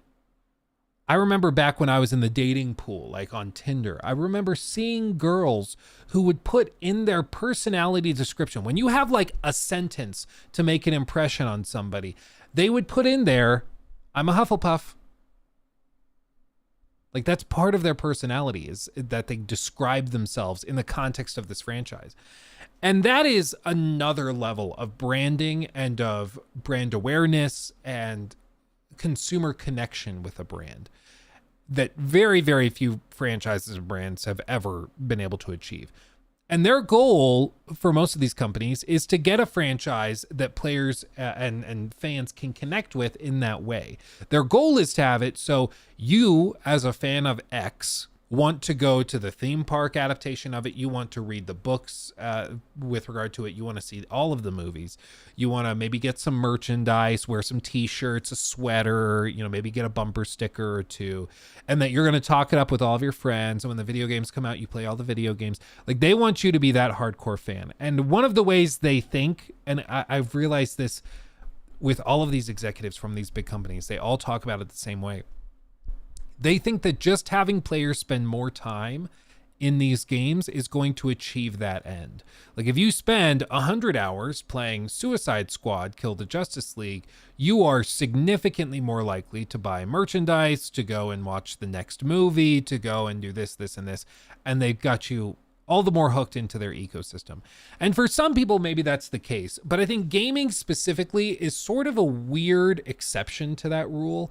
I think if you were tracking like the metrics, if somebody watched every single movie in a franchise, yeah, they are probably far more likely to buy merchandise for that franchise, to participate in secondary and tertiary forms of that franchise's presentation to the consumer base. But with video games, people will put 50 hours into a game that they're just kind of like on, or that they think is fine or pretty good. Starfield, I put in many dozens of hours into that game, and I'm like, at the end of it. If they announced a Starfield movie, I would not be jumping at the idea of going to see it. Like, I would not be that excited about it. So I think that there's that, and I think their hope is that if you get super into X game for this franchise and you spend 100 hours playing it, that then you're likely to go and play the other game that's live service that's in that same franchise. And it really is it betrays the fact that so many of these executives have no idea how gamers think or work. And I think the green lighting of a lot of these live service projects are prime examples of it, where they think honestly that if you love like Naughty Dog games, you are just going to go and play the Naughty Dog MMO and spend hundreds and hundreds of dollars on microtransactions and cosmetics in it. Or if you're really into Rocksteady and you love the Arkham games, you're going to go and really, really love their Suicide Squad live service game.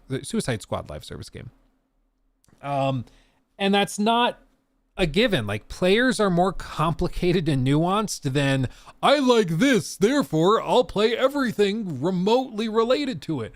It just really, I think, shows how little they think of their own customers' intelligence and complexity. Like, they really do think, if you like this thing, we'll just make a sort of rewrapped version of it that looks vaguely similar, but is something totally different, and you're going to gobble it up and give us money. And then you see them lose hundreds of millions of dollars on these projects, you know, that it just doesn't make any sense. I don't know, Luke, COD fans be like that. Well, maybe you're right. Maybe you're right. But that's perhaps another example of this, is that they think gamers as a whole are willing to spend thousands and thousands of dollars on, like, I guess it's not FIFA anymore. It's like a fighting or football championship, whatever. But like the football games, the like Madden games, Call of Duty, all of these games that they generate billions of dollars in revenue through microtransactions. And these executives look at them and are like, those are gamers.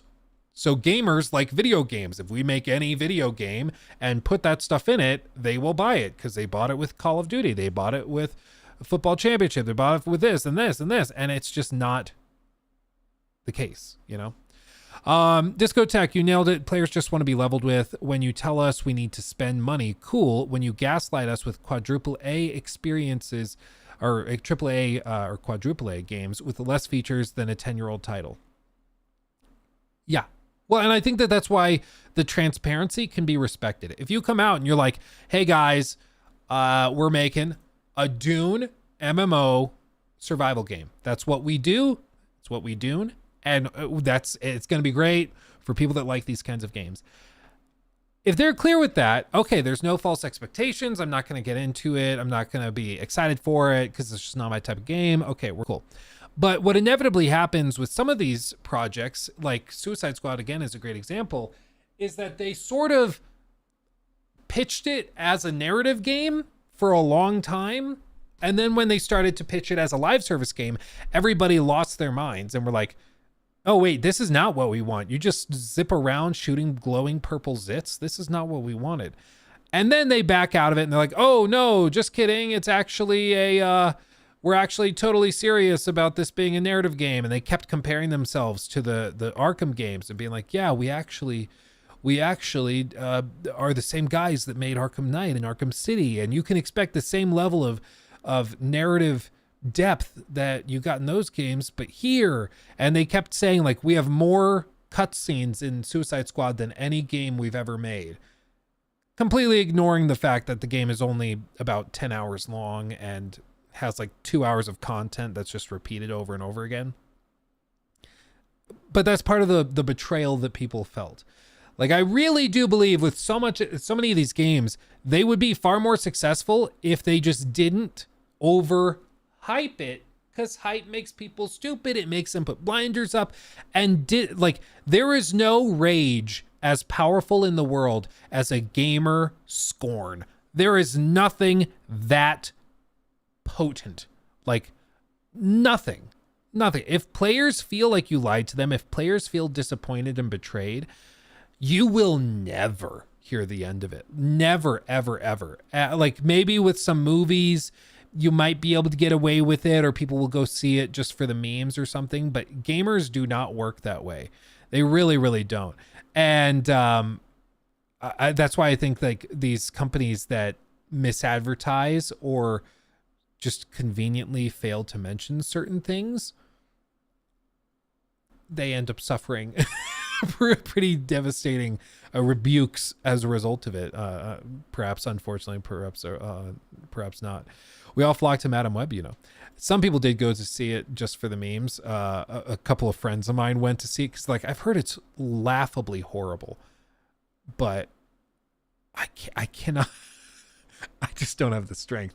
I've seen some clips. People like film on their phones the TikToks of them just sitting in the theater, and then like a very serious moment in the Madam Web film happens, and everybody in the theater starts laughing because it's just so bad. Like one clip I saw, I don't know where it is in the movie or whatever, but a girl walks in, a nurse. She's like in the hospital bed with like a weird mask on. The nurse walks in, and it's just like, it's just close family. Are you guys all family? And then I'm assuming it's Madam Web goes, Yeah, I guess we are. And then the nurse. And like, that's the whole scene. It doesn't make any sense. That's the whole thing. And so people, like, of course, in the theater start laughing hysterically at how horrible this is. It's just horrible. So anyway, all of this to say, I think there's reason to be concerned about Warner Brothers franchises specifically, because it seems like they are getting desperate for some bangers. There's no way they are so stupid to not be aware that one of the core reasons why Hogwarts Legacy was successful was because it was antithetical to everything wrong with modern quadruple A game development. It was just a straight up single player game with a solid story, solid enough, and a really fun gameplay loop and lots of things to explore in a franchise that lots of people knew and love. And that's all it was trying to be. And it did that very well. It knew what it wanted to do, and it did that very well. And that's why people connected with it.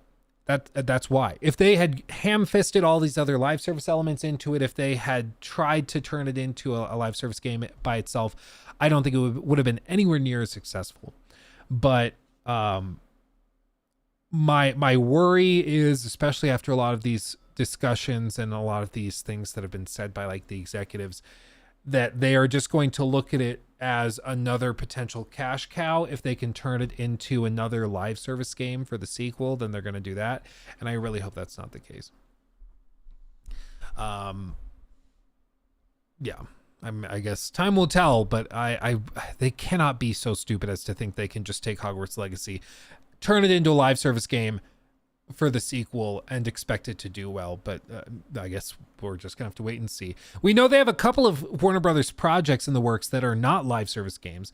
The Wonder Woman game is a great example, where Wonder Woman was allegedly a live service. People were talking about it because there was a job posting that somebody made that somebody found on LinkedIn, I think it was, and they're like, look, they're hiring for online coding engineers, network engineers, whatever, and therefore Wonder Woman is going to be a live service game. And they came out actually specifically to debunk that. And they said, nope, it's a single player game using the Nemesis system. That's all it is.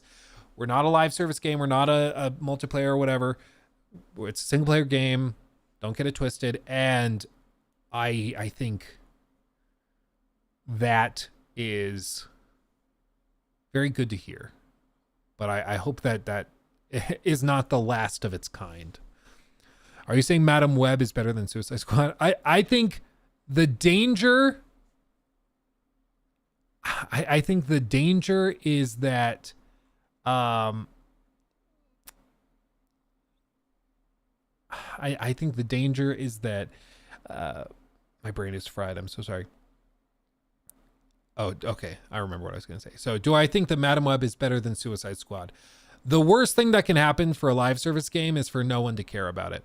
Even if people absolutely hate it, you're still talking about it, and it could still potentially have players that are playing out of morbid curiosity, or at the very least, there's always going to be the contrarians that just want to play the game that everybody else doesn't like because they're just such an individual that they like it. And they might genuinely like it, and they just like things other people don't like. But, you know, so at the very least, you need somebody to care about the game, positive or negative. And with Suicide Squad, it has turned into a lol cow in and of itself. Like, Starfield became a lol cow where people just liked listening to videos talking about it. They didn't really care about the game itself. They weren't playing the game, but they liked to hear people talk about the game, which was really interesting. Suicide Squad, it's a similar thing where it's like a lol cow in and of itself, where people don't give a crap about the game, but they like hearing people talk about it, which is a really interesting phenomenon I've noticed in the gaming space in the last like year or two. It's gotten very, very big, where certain games like Saints Row or Forspoken or some of these other games, nobody's really playing them, but people love to talk about them. And it's really interesting. It's really, really interesting to me. Because you would think if they're not interested in it, they won't watch videos, they won't talk about it. But there are some games that are really good that people don't really like to watch content for. Final Fantasy VII Rebirth has been one I've noticed not many creators pumping out a lot of content for. And that's usually because there's just not a lot of views being driven from it. Whereas games that are way worse, like Suicide Squad, you can do a video on and it'll pop off. It's really interesting. It's really, really interesting.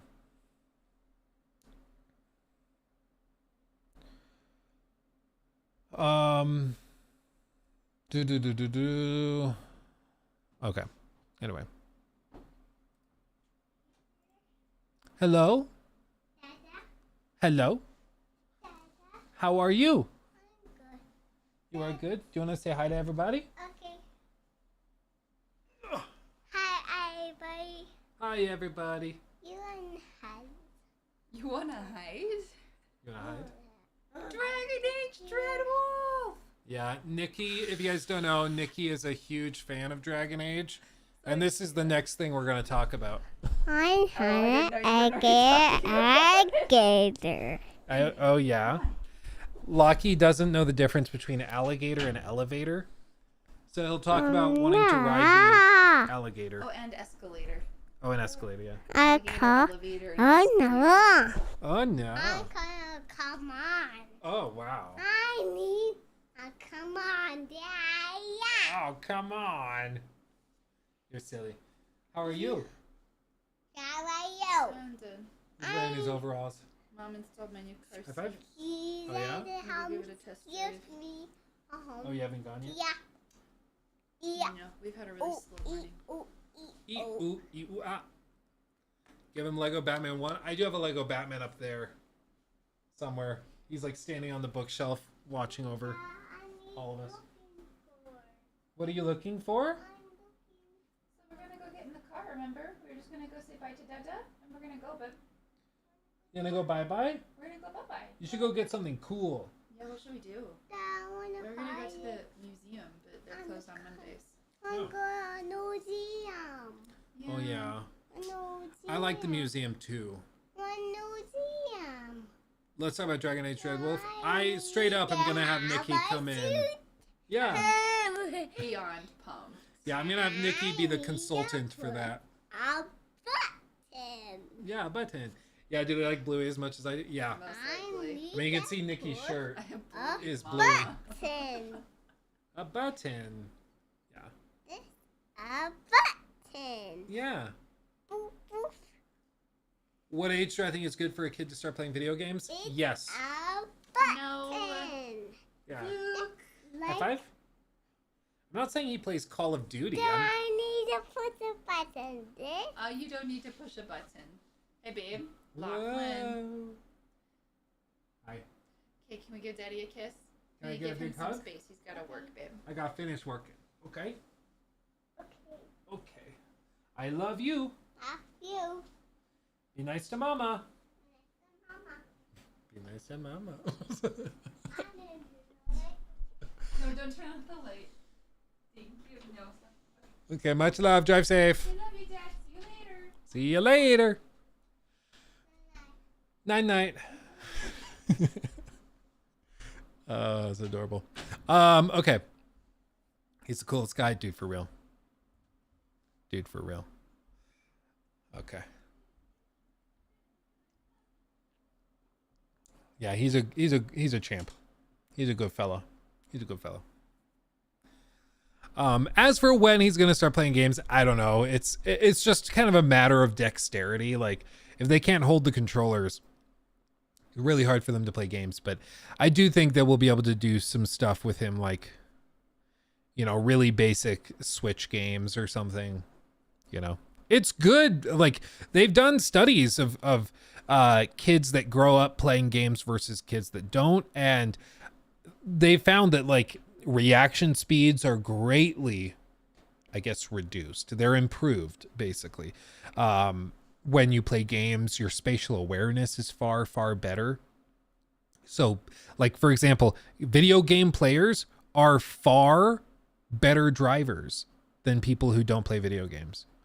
Almost exclusively because they have better spatial awareness. which makes sense. Like you're playing a shooter and in your brain, you don't even realize it's happening, but you're aware of where the door in this 3D environment is as you sprint around the building and as you're running around, then you're shooting, you shoot this guy, you jump off the roof, you run back down, go up this doorway. Like you just have very, very good spatial awareness without even realizing you're training it, which is super, super cool. I find that so interesting that video games can actually like help you, which is just cool.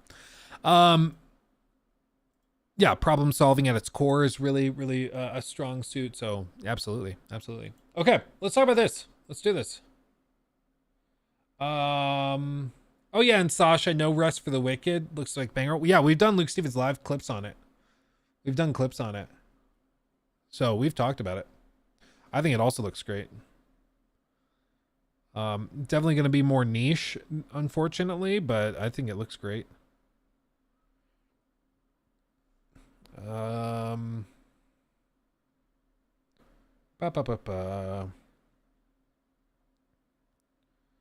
Is this what I was looking for?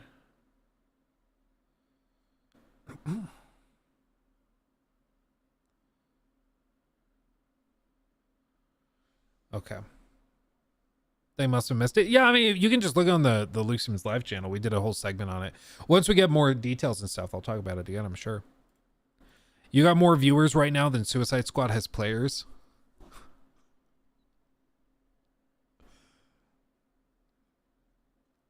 You're right. Oh, that's kind of sad. Oops. Oops. That's freaking funny. That's freaking funny, dude. That's so funny. Yeah, you're right. That's so funny. Okay, well, we'll get there. We'll get there. That was not a joke. Yeah. Luke, of all people, has more viewers. Can you believe that? Luke! That's insane. That guy was so mean. He didn't even give our game a chance. Unbelievable. Unbelievable.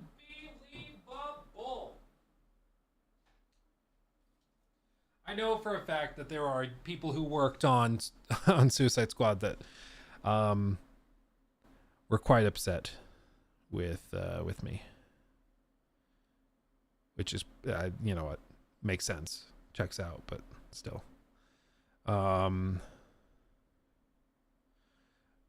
Okay, yeah, they felt like I was unfair,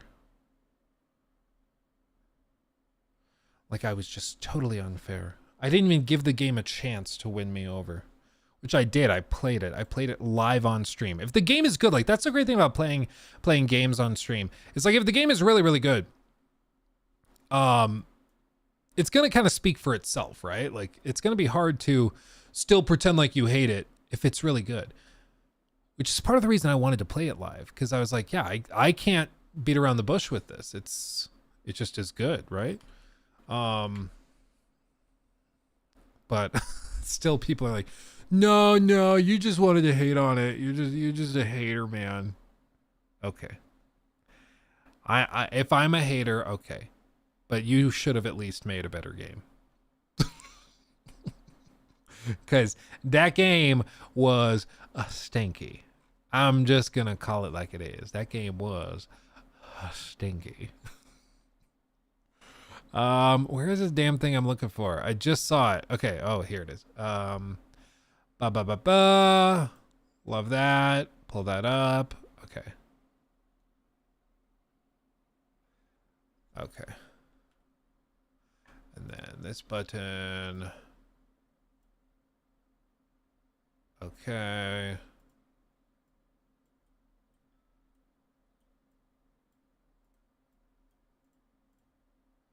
What the hell is that?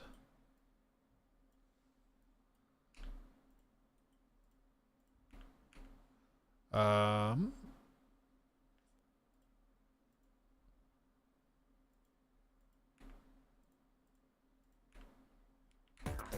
want this work. Why is my keyboard working? Ugh. My keyboard's not working. weird. What just popped off? Really, you and Angry Joe? Lol, he shredded it. You and not Angry Joe? Oh, they're upset with me. I'm sure they're upset with Angry Joe too, but I think it's also kind of on brand for Angry Joe to be upset about stuff. You know, nobody's really that shocked. I mean, it's in his name, like Angry Joe. He's angry about stuff. But for me, I think people were particularly upset, and you know, maybe it's fair, maybe it isn't. I think that there was just generally a frustration from some people where they felt like I didn't give the game a fair shot. And I mean, whatever. I was never going to pretend the game was anything other than what it was, and it just was not particularly good. So what am I going to do? What am I going to do?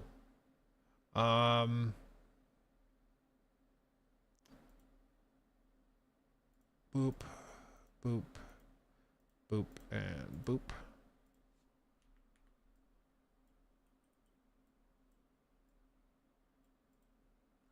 Okay, there we go.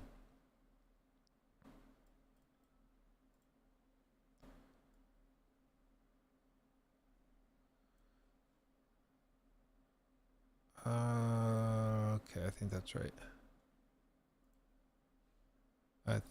right. Okay.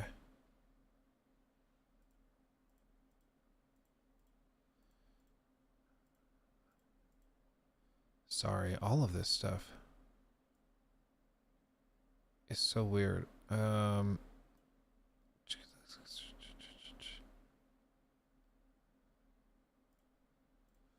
What the hell is happening?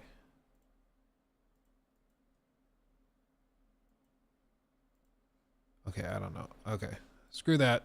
We'll get there later. Okay. Let's just talk about this. Dragon Age Dreadwolf. Here we go. Sorry, everybody. It's not a Luke Stevens stream unless there are technical issues. Why do I have more viewers now after doing that for like 10 minutes than before? This doesn't make any sense. It's like when Amaranth was like, I actually get more viewers when I'm sleeping on stream than when I'm not. It's just, should I start sleeping? I actually think they changed a policy on Twitch where they made it so sleeping on stream is now disallowed, which is funny that they have to do that, you know. It's a little funny. Okay, here we go. Dragon Age Dreadwolf. As I mentioned just a short while ago when Miss Nikki, my wife, came in to say hi, she is a stan for Dragon Age. Absolutely loves it. Has played all of them, knows her stuff backwards and forwards. She's a Giga fan. And I've never really gotten that into it personally. I don't really know why. I just haven't. So when this gets going, you better believe I'm going to be bringing her in as like the consultant for Dragon Age stuff, because she really knows all of it in and out. But it's reported that this game is scheduled to release this year and that they're pretty confident about this. And this is actually coming from the one and only Jeff Grubb, who has reported on a lot of stuff recently and for years and years and been generally very, very accurate, which is crazy. They've not confirmed anything, but Grubb mentioned that BioWare employees feel, quote, confident about the release window within this year. Many of Grubb's previous statements on Game Pass have also proven reliable later on. He does mention that they are uncertain about when the release window will be revealed, so it may come earlier or later than the official announcement claims. Dragon Age remains an iconic RPG fantasy series, blah, blah, blah. Yeah, lots of stuff. But apparently he's spoken to employees who are confident it's going to release this year. Isaac Monteleone donated $4.99 through Super Chat. Did you get a chance to look at Lost Soul Aside, and what are your thoughts? Lost Soul Aside. Oh, let me let this play real quick. Spec_Ops Labs donated $20 through Super Chat. Thank you, my friend. So, my 6-year-old loves Suicide Squad game. Perhaps that's the demographic. Tears of Joy. Also shoot me an email or Discord message. I'm buying all my own DTG printing stuff for clothing. Oh, that's super cool. Yeah, that's awesome. Yeah, I can do that. That's so funny that the game is really connecting with a younger demographic. How old? Yeah, younger. They're younger. But Mr. Executive, how old? Are they old enough to buy microtransactions and cosmetics? Little younger than that. How old, sir? 6-year-olds? Ah. Well, there's your problem. Yeah, that's funny. Thank you for the 20. Very generous. And yeah, I can do that. I can reach out.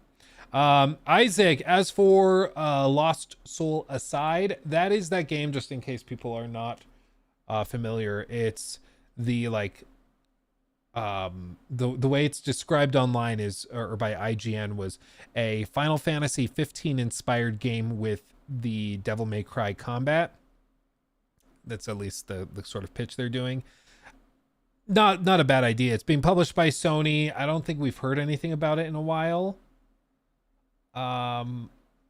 It's supposed to release this year, but with this, I haven't seen enough about it. Like, when they start dropping some more information, I'm in. But the last big showcasing they had, it looks like, was in like December of 22. So, well, this game plays a little newer. It looks like 17 minutes. No, that's 2 years ago as well. So it just seems like they've been very quiet. I don't know what they're doing, but hopefully we find out more.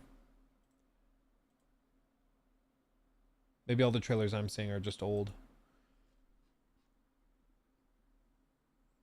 I don't know. And Hotel Whiskey, thank you for the super chat. Warner Brothers Discovery owns a network TV channel here in New Zealand and just shut down its news service, so they are slashing everywhere.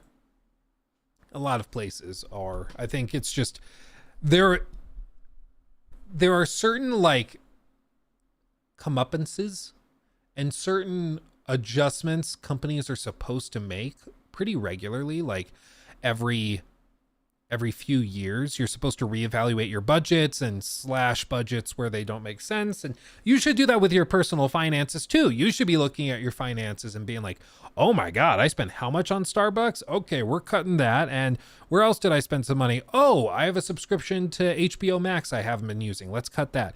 That's what these companies are supposed to be doing too with their budgets. But what happened was in 2020 and 2021, because debt got so cheap, it was kind of like if you just got a huge deposit to your checking account, like you just got a $5,000 deposit into your checking account, and all of a sudden, those little $10, $20 charges aren't that noticeable anymore because you have so much in there, right? It's not that big of a deal. So they kind of ignored the careful budgeting side of the business for a long time. And now they're realizing, oh my God, we have a lot of stuff that we probably shouldn't have going. We have expanded too much. We have continued doing projects that aren't making money. We got to figure this out. And all of this is happening all at once. And that's partially because kind of the ball drops with this stuff, with financing stuff all at the same time. Generally, because loan terms are usually fixed. But beyond that, it's also because if you as a company cut jobs or slash jobs at the same time everybody else is doing it, then it doesn't seem like you're just cutting jobs to be greedy or selfish. You're doing it because the economy is really bad right now. So it kind of gets you out of that. You kind of dodge the blame a little bit, you know? We all know how much executives love dodging blame. Listening to Luke explain how cheap debt was during COVID is now part of my daily routine. Sorry. I miss cheap debt, okay? It's like after a breakup and it's all you can talk about for like a year afterwards. That's me with cheap debt. I just can't shut up about it. Internet Mouse, thanks for coming by, my friend. Have a good night. Or day. I guess it depends on where you are. Okay.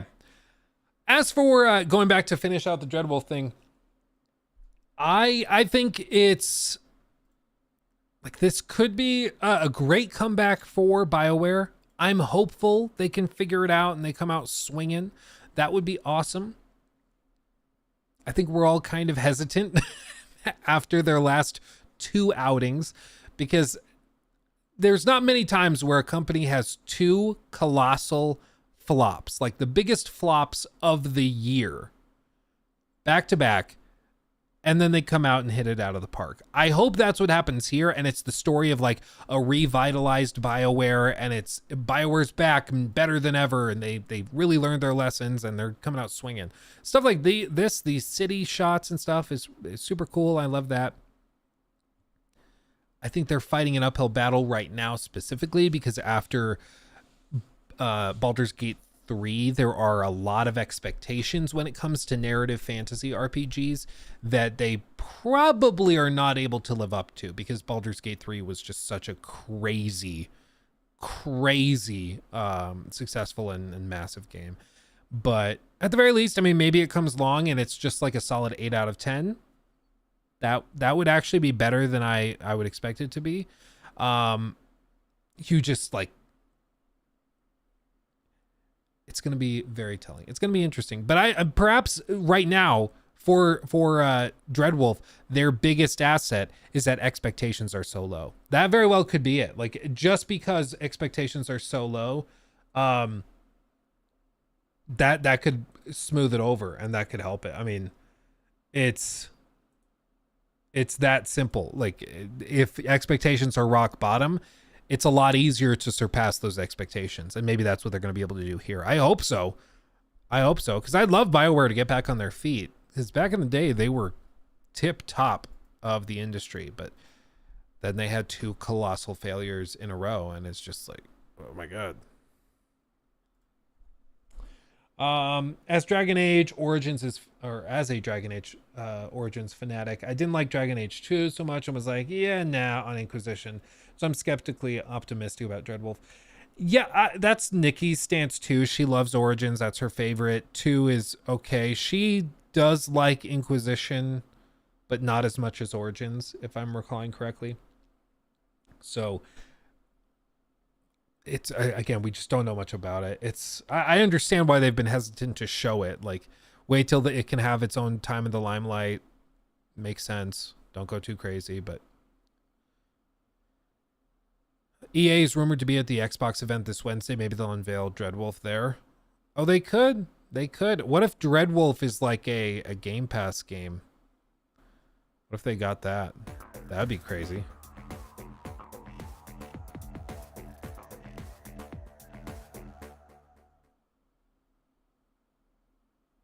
Yeah, apparently they're taking inspirations from God of War 2018.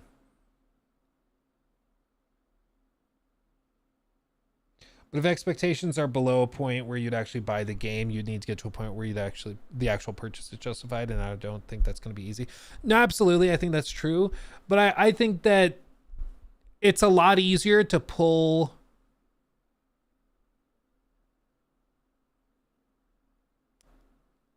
how do I say this? I think if somebody expects a 5 out of 10 and you deliver a 7 out of 10, I think a good number of people go and check out the game because they're like, oh, it's significantly better than I thought it would be.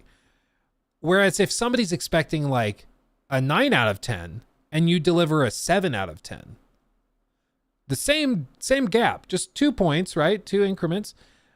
But I think that 7 out of 10 feels a lot worse. And I think you lose a lot more players if expectations are lower. So I think like you end up with the rage, you end up with people returning the game if they buy it at all. Like, it's just interesting. But I think if expectations are low, then word of mouth can do a lot of heavy lifting as well with promotion of it. But I think this is one of those games where when we see gameplay, we'll have a pretty good idea of how this is going to be received, because it seems like they're doing some reinvention with it, and it might pop off and be awesome, and the fan base is going to go back to it and be totally obsessed. But again, I think just specifically coming off of the Baldur's Gate 3 craze, it's going to be tough to live up to those expectations, because intentionally or not, people, when they play a fantasy RPG from now on, are going to have in the back of their minds, oh, how is this going to be compared to Baldur's Gate? It's always going to be there.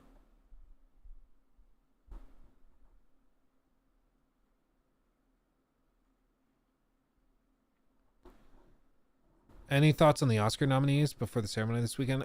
I know it's a long shot. Honestly, I could not tell you any of the nominees. I have no idea what's been nominated or what. Like, zero clue. No idea.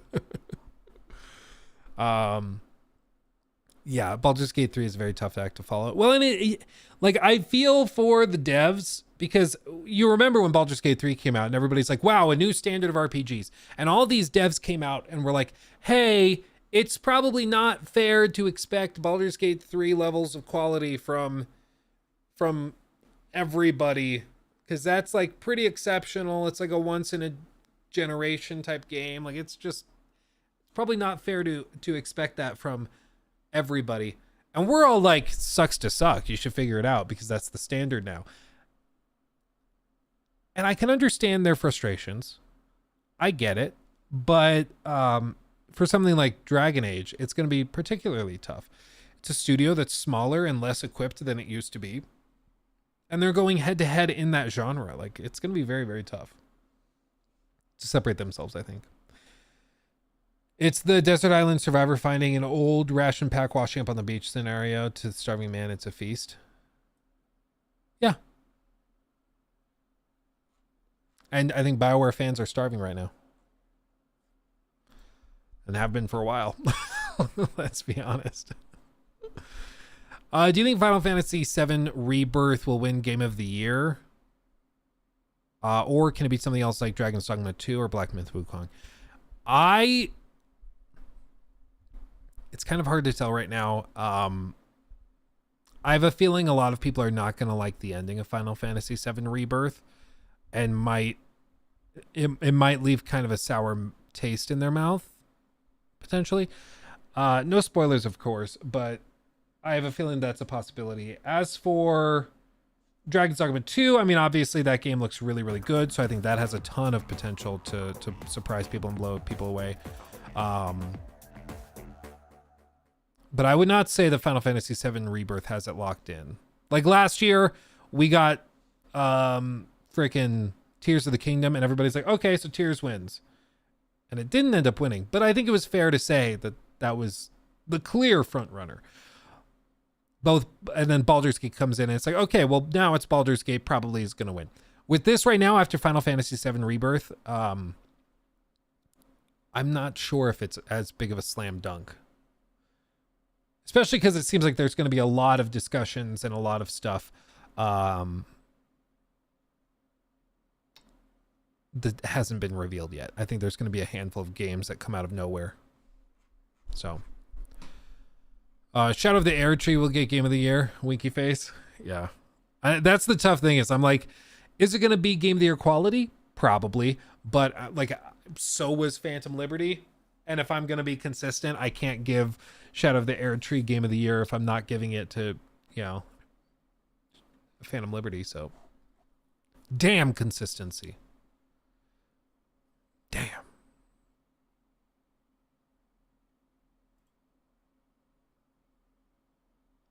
Yeah, it was too wishy-washy. They needed to make a decision and lean into it. Yeah, it felt like they just were like trying to make everybody happy, and then trying to do that.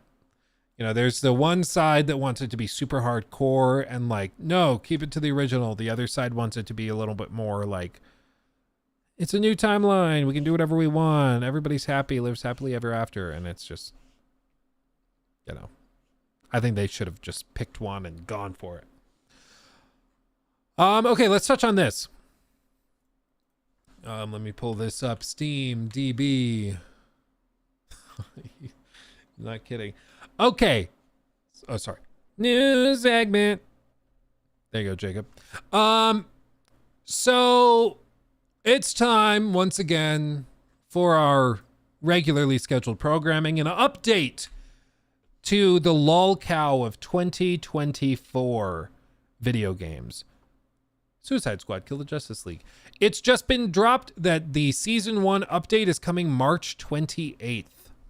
That's when they will be bringing the Joker, Wish.com Joker, and they will also be bringing a new battle arena for the Elseworld missions and stuff. Some portions of the map will be reworked to look more clown-like, I suppose. It's not super clear what exactly they're bringing with Season 1. They've been a little coy about that. Some people are like, ooh, it's because they have surprises up their sleeves. Others are like, it's because they're not going to be doing hardly anything and it's going to be more of the same and it's not going to save the game. This is kind of my impression to the news. I agree, but we'll see. The big problem, what strikes me is that March 28th is like approaching like 2 months after the game's launch. Like this is approaching 2 months.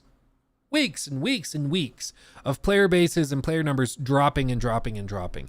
They bypassed their balancing update and patch. This I think this week they're passing on it to work on this update and balancing stuff they'll be doing with that. You know, it just seems like they are not able to keep up with it. And somebody in chat was mentioning on stream just now, they're like, Luke, you have more live viewers right now than people who are playing it.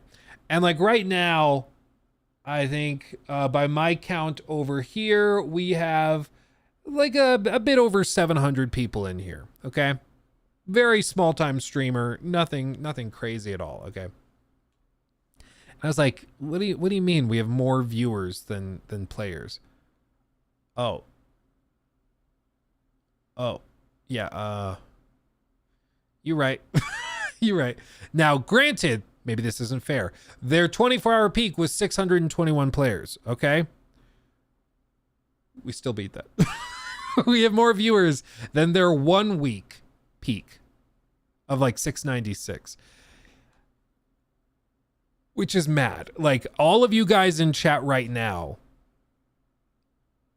make up more than the Steam, like the PC player base for this game, which is madness. That's madness because we are far from a big stream. Yeah, it's everybody in chat right now is playing it to boost the numbers. So that's mad. That's absolutely crazy. As for whether this like saves it, as far as I can tell, there are like two potential outcomes with this. On the one hand, this releases and the new playable character is awesome. His movement's great and it's satisfying. They add in new missions. They add in new enemy types. They add in new arenas and stuff. Maybe some more narrative stuff. Another battle, of course, with Brainiac. And all told, it's like a 10-hour expansion. It doubles the playtime. That's awesome. That's awesome. Does that save it? I don't personally think so, because even the core fan base seems to be turning on it. And if it's anything less than that, like what on earth are they supposed to do then? Like they will be crucified if this does not live up to any sort of hyper expectation. Like they've got to hit this out of the park, and this probably has to be like the best freaking season 1 update for any live service game ever if this game wants to stand a chance of success. And I would love to see it, because then like it's one of the best turnarounds of any game recently, but that's gonna be a lot. Yeah, I swear I could come into the stream any day and you'd be talking about this game. Yeah, dude, for real. You just know how to time it, man. You know how to time it. So anyway, it just is a continued dumpster fire, but that's your quick update of the day. So like a 2-minute stream clip for Jacob to cut together, but still something. Desi, why Assassin's Creed Origin feels much better than Valhalla and Odyssey, even though it has its own downsides?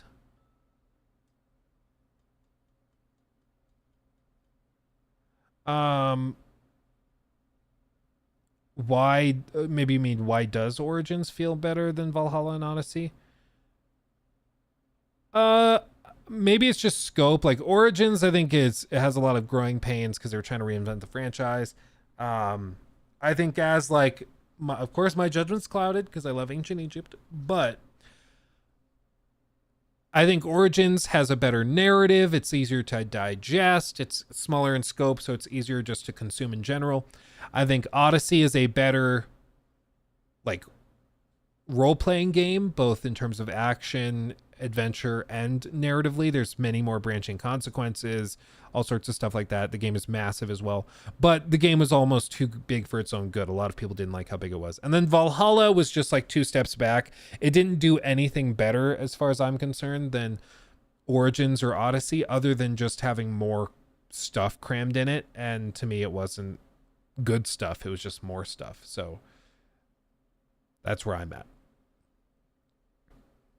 You know, Origins, I think, was a like you are saying, Aaron, it was a fresh idea, which was refreshing in itself, in and of itself. But it still had a lot of little quirks and issues and stuff that they were still figuring out. And then Odyssey is just the better adventure game, action adventure game, but it's almost too big for its own good. And then Valhalla just doesn't do anything very well. Or sorry. Assassin's Creed Valhalla. Doesn't do anything well. Let's see. Hey, Luke, for some reason, I'm just drawn to the vampire cans on your desk. Where did you get them from? These, sorry, I have them super glued right now, so they're drying, so I'm trying not to, like, mess with them too much. But these are witch hands from Loot Studios that I 3D printed, and they are bookends. So I'm going to prime them and paint them and stuff, and they're just meant to, like, hold a stack of books on a bookshelf or something. So I'm going to have them hold some of those books back there. Right? Yeah. Airbrush. I don't have an airbrush. I should get one, but I've not. I've not, unfortunately. Ba ba ba ba.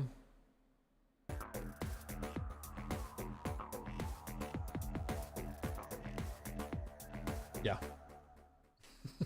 Gaming Night donated $4.99 through Super Chat. Hey Luke, for some reason, I'm just drawn to the vampiric hands on your desk. Where did you get them? Yeah, printed them myself. Printed them. Oh, I guess one more little addendum, Jacob, to that thing.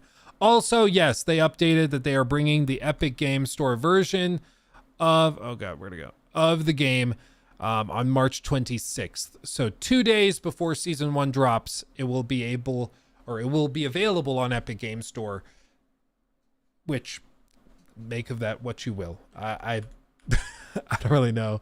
I guess that's just a thing. I don't know why it was delayed. Yeah, I'm really not sure what it is. Maybe certifications. I don't know. I don't know. People are still upset about the matchmaking, though. Apparently, it's still a little busted. Anyway, that's that.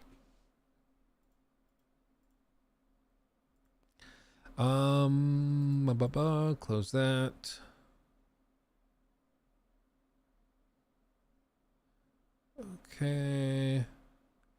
Okay, let's do a palate cleanser.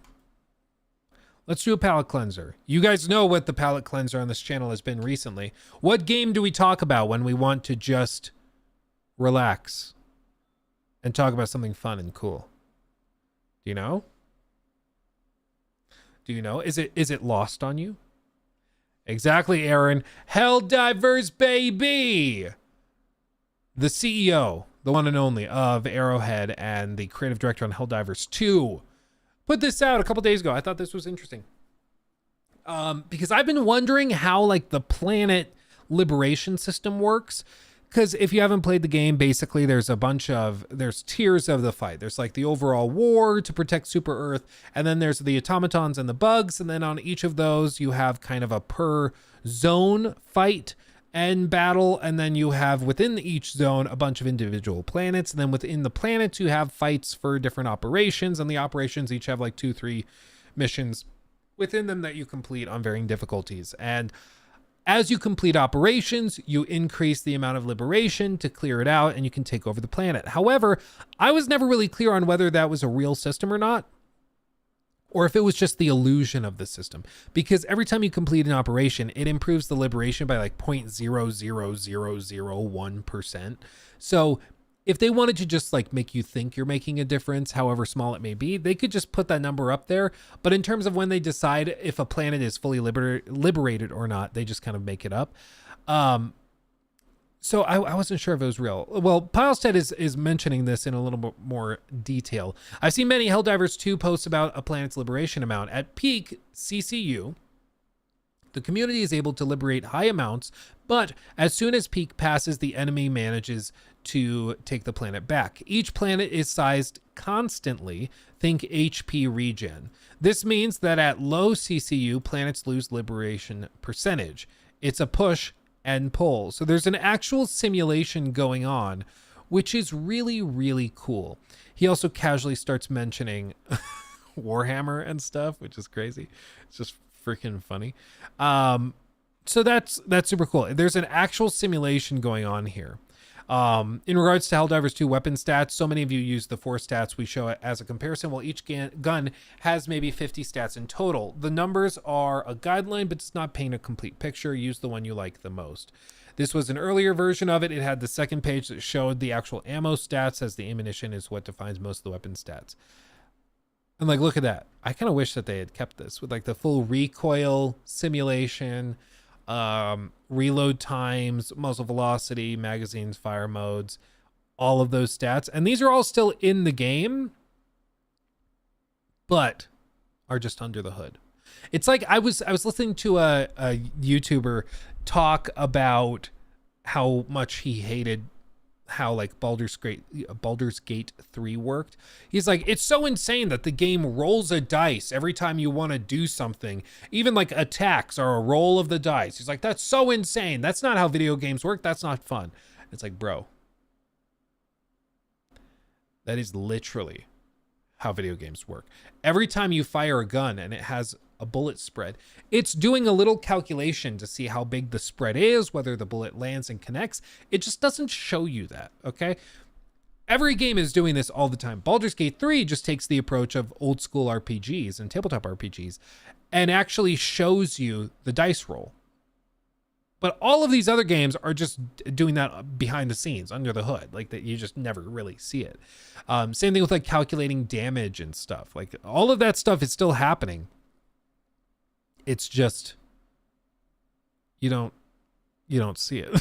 You know. And so with these types of games, it's always super cool to me to see how the actual sausage is made, how the calculations are done, and how they figure it out. Because I just find it super, super cool. Because you don't realize how, like, for every single action, for every little bitty movement, every frame, there are so many little equations being done to calculate, okay, if the player is moving at this velocity forward in this direction, and the barrel of the gun he's firing is here, and he's at this angle, but he's aiming over here, so the barrel is in movement to that point. If I fire the weapon at that point, the bullet travels at this fixed speed, so they actually simulate the bullet traveling out. Sometimes it's a physical object, sometimes it's not, or just like a null object. But they actually track that out. All the while they're calculating how the bugs are moving, if it lands on their hitbox or if it blasts right past them. Some weapons have like the ability to pierce pierce armor and stuff, so you have to calculate that resistance. If it clips this piece of armor, then the bullet damage is reduced by this percentage by that armor, but it still goes through and deals damage, and you have to subtract that from the bug's health. There's so many little things that are happening every frame to make these games work. And put bullets in motion capture suits.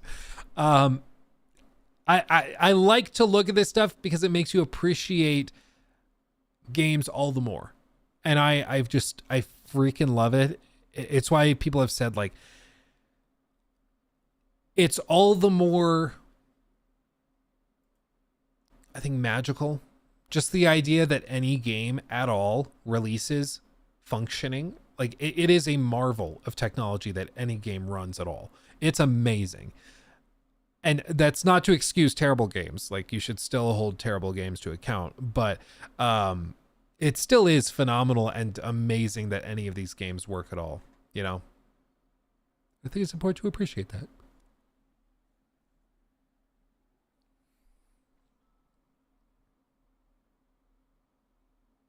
Yeah, just because you know how it works doesn't mean it isn't magic. Exactly.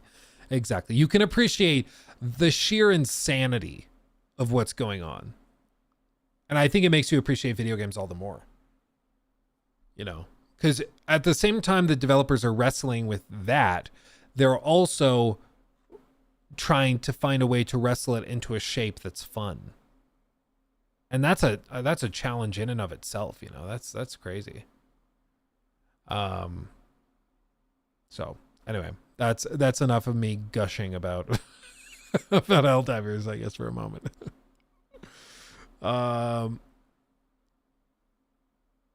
Okay.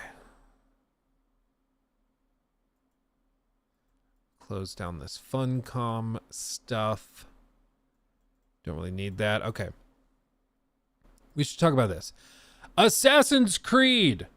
Assassin's Creed Valhalla. We actually have an update. More leaks, more discussion about Assassin's Creed. Are you ready? You ready? Let's do it. Coming from Tom Henderson. New updates. New updates. You ready? Details on Assassin's Creed Red's engine, base building, combat, and more. We've been waiting for it. Last week, we got a little update showcasing some of the stuff going to Assassin's Creed Infinity, which is like the hub that will run these games and where they'll be hosted. But Tom Henderson actually has some details with regard to the core game itself. Unless you've been living under a rock this past year or so, you'll know that Assassin's Creed Red is the next mainline Assassin's Creed title to release later this year. Officially, we don't know much apart from the game being set in feudal Japan and will be connected to the Infinity Hub, a central launcher for the Assassin's Creed franchise moving forward. On the other hand, leaks and reports have shed light on what to expect, including our own reporting that revealed the title will have two protagonists, Naoi and Yasuke. I don't really know how to pronounce names. I'm just going to go with it. Today, I wanted to dive a bit deeper into the gameplay mechanics and engine of Red because, frankly, it seems like it's being built for a new era of the franchise. You would kind of hope, because it's been a while. It's been a while. Technically speaking, the last full quadruple A Assassin's Creed game was in 2020 with Valhalla. Since then, we had Mirage. Mirage was good for what it was trying to be, but Mirage started in its pre-production phase as a DLC for Valhalla. It was worked with the same tool sets. It wasn't built to be like the next evolution of the franchise or anything. Certainly not with all the bells and whistles. So now we're actually seeing we're about to see the first full next generation Assassin's Creed game. To start, the Assassin's Creed franchise as a whole isn't moving to a new engine necessarily, but will be using a substantial evolution of it named the Anvil Pipeline. Sources explain that the Anvil Pipeline allows all of the various Assassin's Creed studios, of which there are many, thousands and thousands of employees, it allows them to work from one unified branch rather than having different versions and branches. The most means that moving forward, I'm not sure what that, maybe this means, I don't know. This means moving forward, Assassin's Creed will benefit visually from the lines of ray-traced global illumination and virtual geometry. Ooh. The move to the Anvil Pipeline has meant that the teams have had to completely overhaul everything in the series too, including animations, its parkour system, dynamic weather, and more. Combat in Assassin's Creed Red was described to me as being somewhat similar to Valhalla, but featuring a lot more gore, including blood and decapitations. Stealth also plays a major role in Red, somewhat akin to Splinter Cell. The player can extinguish torches, hide in tall grass and bushes, and even go prone whenever they please. Love that. They're actually leaning into stealth in Assassin's Creed game? What is this stuff? What is this madness? It's crazy. Footage provided to Insider Gaming under the condition that the footage does not go public also showed a major evolution to the Valhalla settlement feature. In Red, players will be able to build their settlement in a big way named the Hideout. The Hideout is where the player will be able to build at their own will the likes of an armory, dojo, altar, and more. These buildings are customizable too, from being able to pick the building location to being able to choose your roof design to the interior layout and where you can display the likes of your weapons and armor. Ooh. Ooh. I love that. Where you can display the likes of your weapons and armor can be displayed. Overall, the Assassin's Creed franchise is taking a gigantic leap, and our first glimpse will be with Assassin's Creed Red, which is set to be revealed in the coming months. I'm glad to hear that they're doing a lot of reworking. One of the things about Assassin's Creed, especially over the last 3 big games, Origins, Odyssey, and Valhalla, is that they all were kind of iterative improvements, at least that's what they were attempting to do, on each other. So the animation sets and free climbing stuff in Origins was just copied basically straight over to Odyssey. And then Odyssey was worked on and they added some new stuff, and their goal was to take some of that stuff and port it forward. But there were some things that would be left behind, some things that were just straight carbon copied, and other things that were improved in one game over the other. The most notable was like that Assassin's Creed Odyssey had the phenomenal like cinematic camera, where even side quests, you talk to characters and you would get an actual cinematic camera with dynamic cinema camera placement, and it looked really, really good. It looked high production value, akin to like The Witcher 3 or Red Dead 2. Like it was very, very well done. And then Valhalla just totally forgot about it. And part of the reason for that is because like you hear them in this little this article describe the different branches and stuff that they have to go through. And previously how it's worked is like if they're developing the game, then they're usually doing this in tandem. So like if we say that this is Origins is being developed, let's just say here, and then it releases at X. They're developing, of course, Odyssey at the same time. So at some point, the tool sets are built for Origins and everything, and they're starting to work on that game, and they're getting closer to launch. But at some point, they have to kind of peel off and begin working on Odyssey. And then at some point, they then finish with this game, go over, and they peel off of Odyssey's tool sets and work on Valhalla. And so you always have this thing where like they're kind of hopping across each other, sharing some points of technological improvement, but like the cinematic camera in the game might have come like right here. And so Valhalla doesn't get that, even though Odyssey had it. And Odyssey released in, what was it, 2018, I think? Yeah, it would have been 2018. And then this was 2017 and then 2020. So even though it was 2 years before, Valhalla doesn't get that cinematic camera because they kind of split off with their tools before they reach that point. What Ubisoft is trying to do now, though, is they want to have just a straight line for all of these because they're using that Ubisoft scalar tech. And the idea with the scalar tech is that at any point, a game can be working and be developed and pulled off at any point and share. So even if you start work like at this point in time, you're not actually splitting off and using that tech and making your own and adding to it. You just kind of go along at the same path, but with the same exact tech involved, which is just a cool concept. And it's what a lot of these cloud tools allow game developers to do. And if you don't remember the Ubisoft scalar stuff, it was vague enough that you couldn't really tell what they meant for it or meant with it. But it's like, this is how it was pitched, is that the engine and the different tools are each kind of a gear that's basically hosted in the cloud. So if the dev teams want to work on a couple of different projects at the same time, they can do that.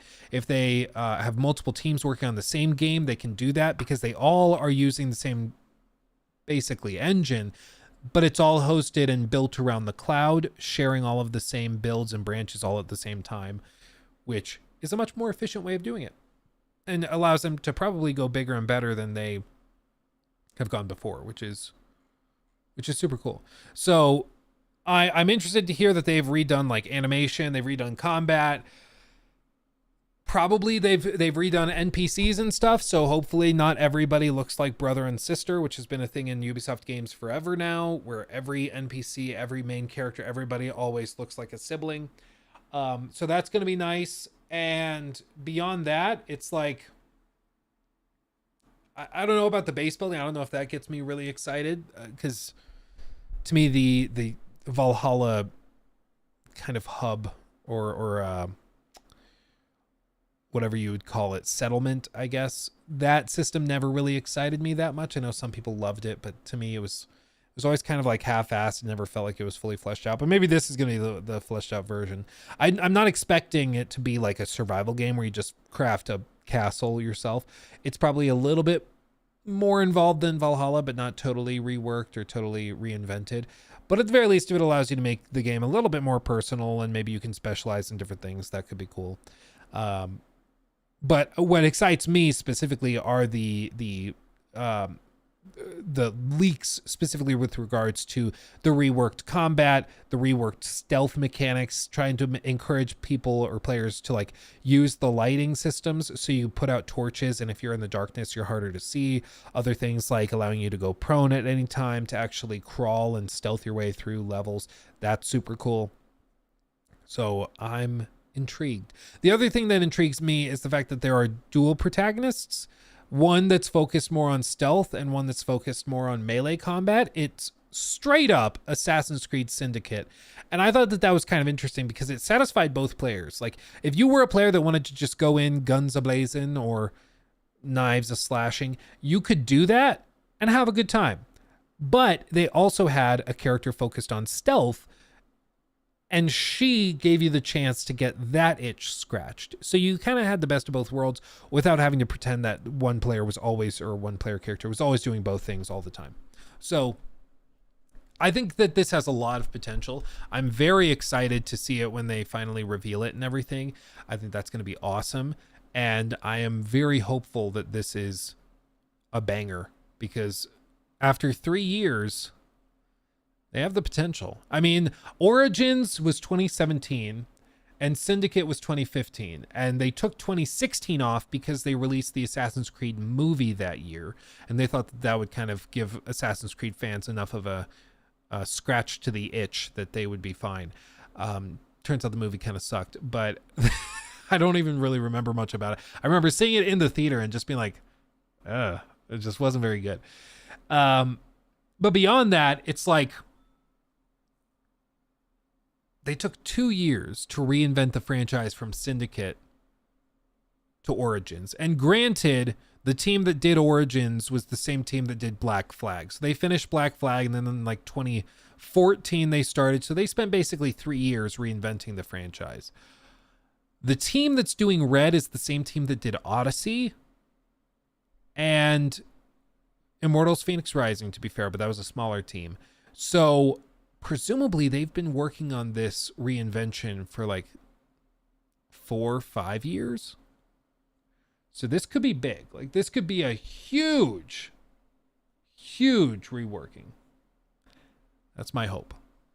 That would be my hope. Because I just, one way to excite Assassin's Creed fans is to just show up and be like, yeah, it's an actual next-gen version. It's crazy epic. Check it out.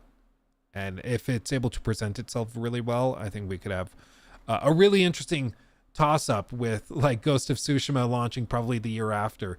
It could be super, super cool. So we'll keep an eye on it. You better believe it. Oh yeah, Michael Fassbender. Yeah. The first time I went to see the movie in the theater, I couldn't finish it. Give us free movie passes. The first time I went to see Suicide Squad with Jared Leto, like the original movie from, I think it was 2016, probably around there. It's 2016, 17. We went to see it, and the projector started to like overheat and melt before we even got through like the opening credits and trailers and commercials and stuff. So we started trying to watch it, and the same thing basically happened. We sat there for like 20 minutes, and then they kicked us out of the theater and gave us a free one. A free ticket, which was just funny. I never had that happen before, but like you could see the screen was slowly distorting because like something within the projector was melting. It was weird. It was very weird. Dodged that bullet. Yeah, dude, for real. That whole movie was so freaking weird. Okay. Let's talk about this. Ghost of Tsushima PC port could be announced this coming week, it's claimed. This comes also from Tom Henderson over on Insider Gaming 2 days ago. So when he says this coming week, he means this week, which is awesome. That's awesome. It's been claimed that a Ghost of Tsushima PC port could be announced this week, possibly around March 5th, which is tomorrow or maybe today when you're seeing this video. I don't know. The news comes courtesy of Xbox Era's Special Nick, I think, who took to Twitter to tweet the claim. I'm hearing that we might be getting something about Ghost of Tsushima PC port pretty soon, maybe around the 5th, he said. Recently, I previously leaked almost the entirety of a recent state of play in a cryptic tweet, implying that he knows what he's talking about when it comes to a future PlayStation announcements. What was this tweet? On the 31st, roughly, Ronins will rise, will die stranded, have a rebirth, and Kojima will fulfill his dream.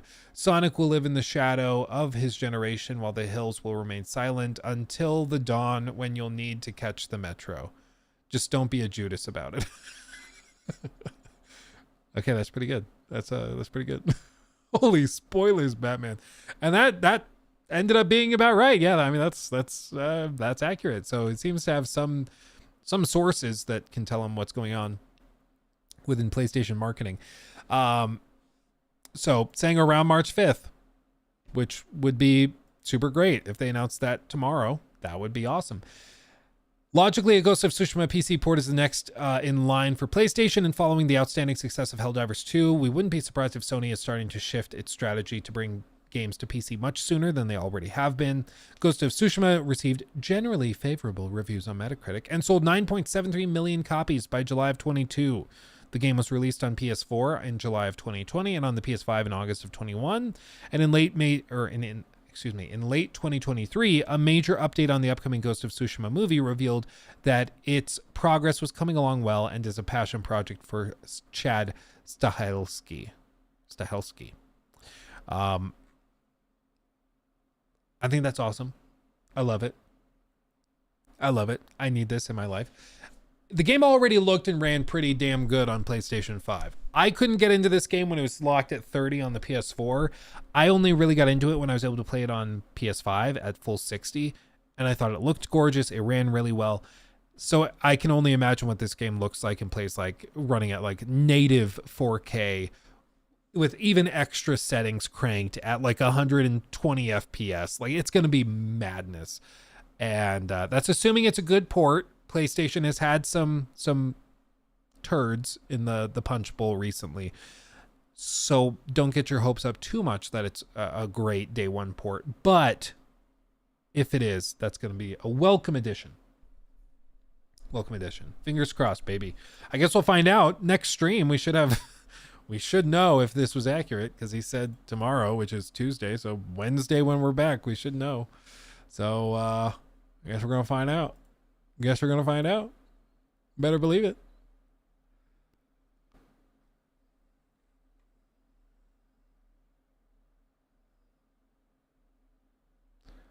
Let's see. Okay.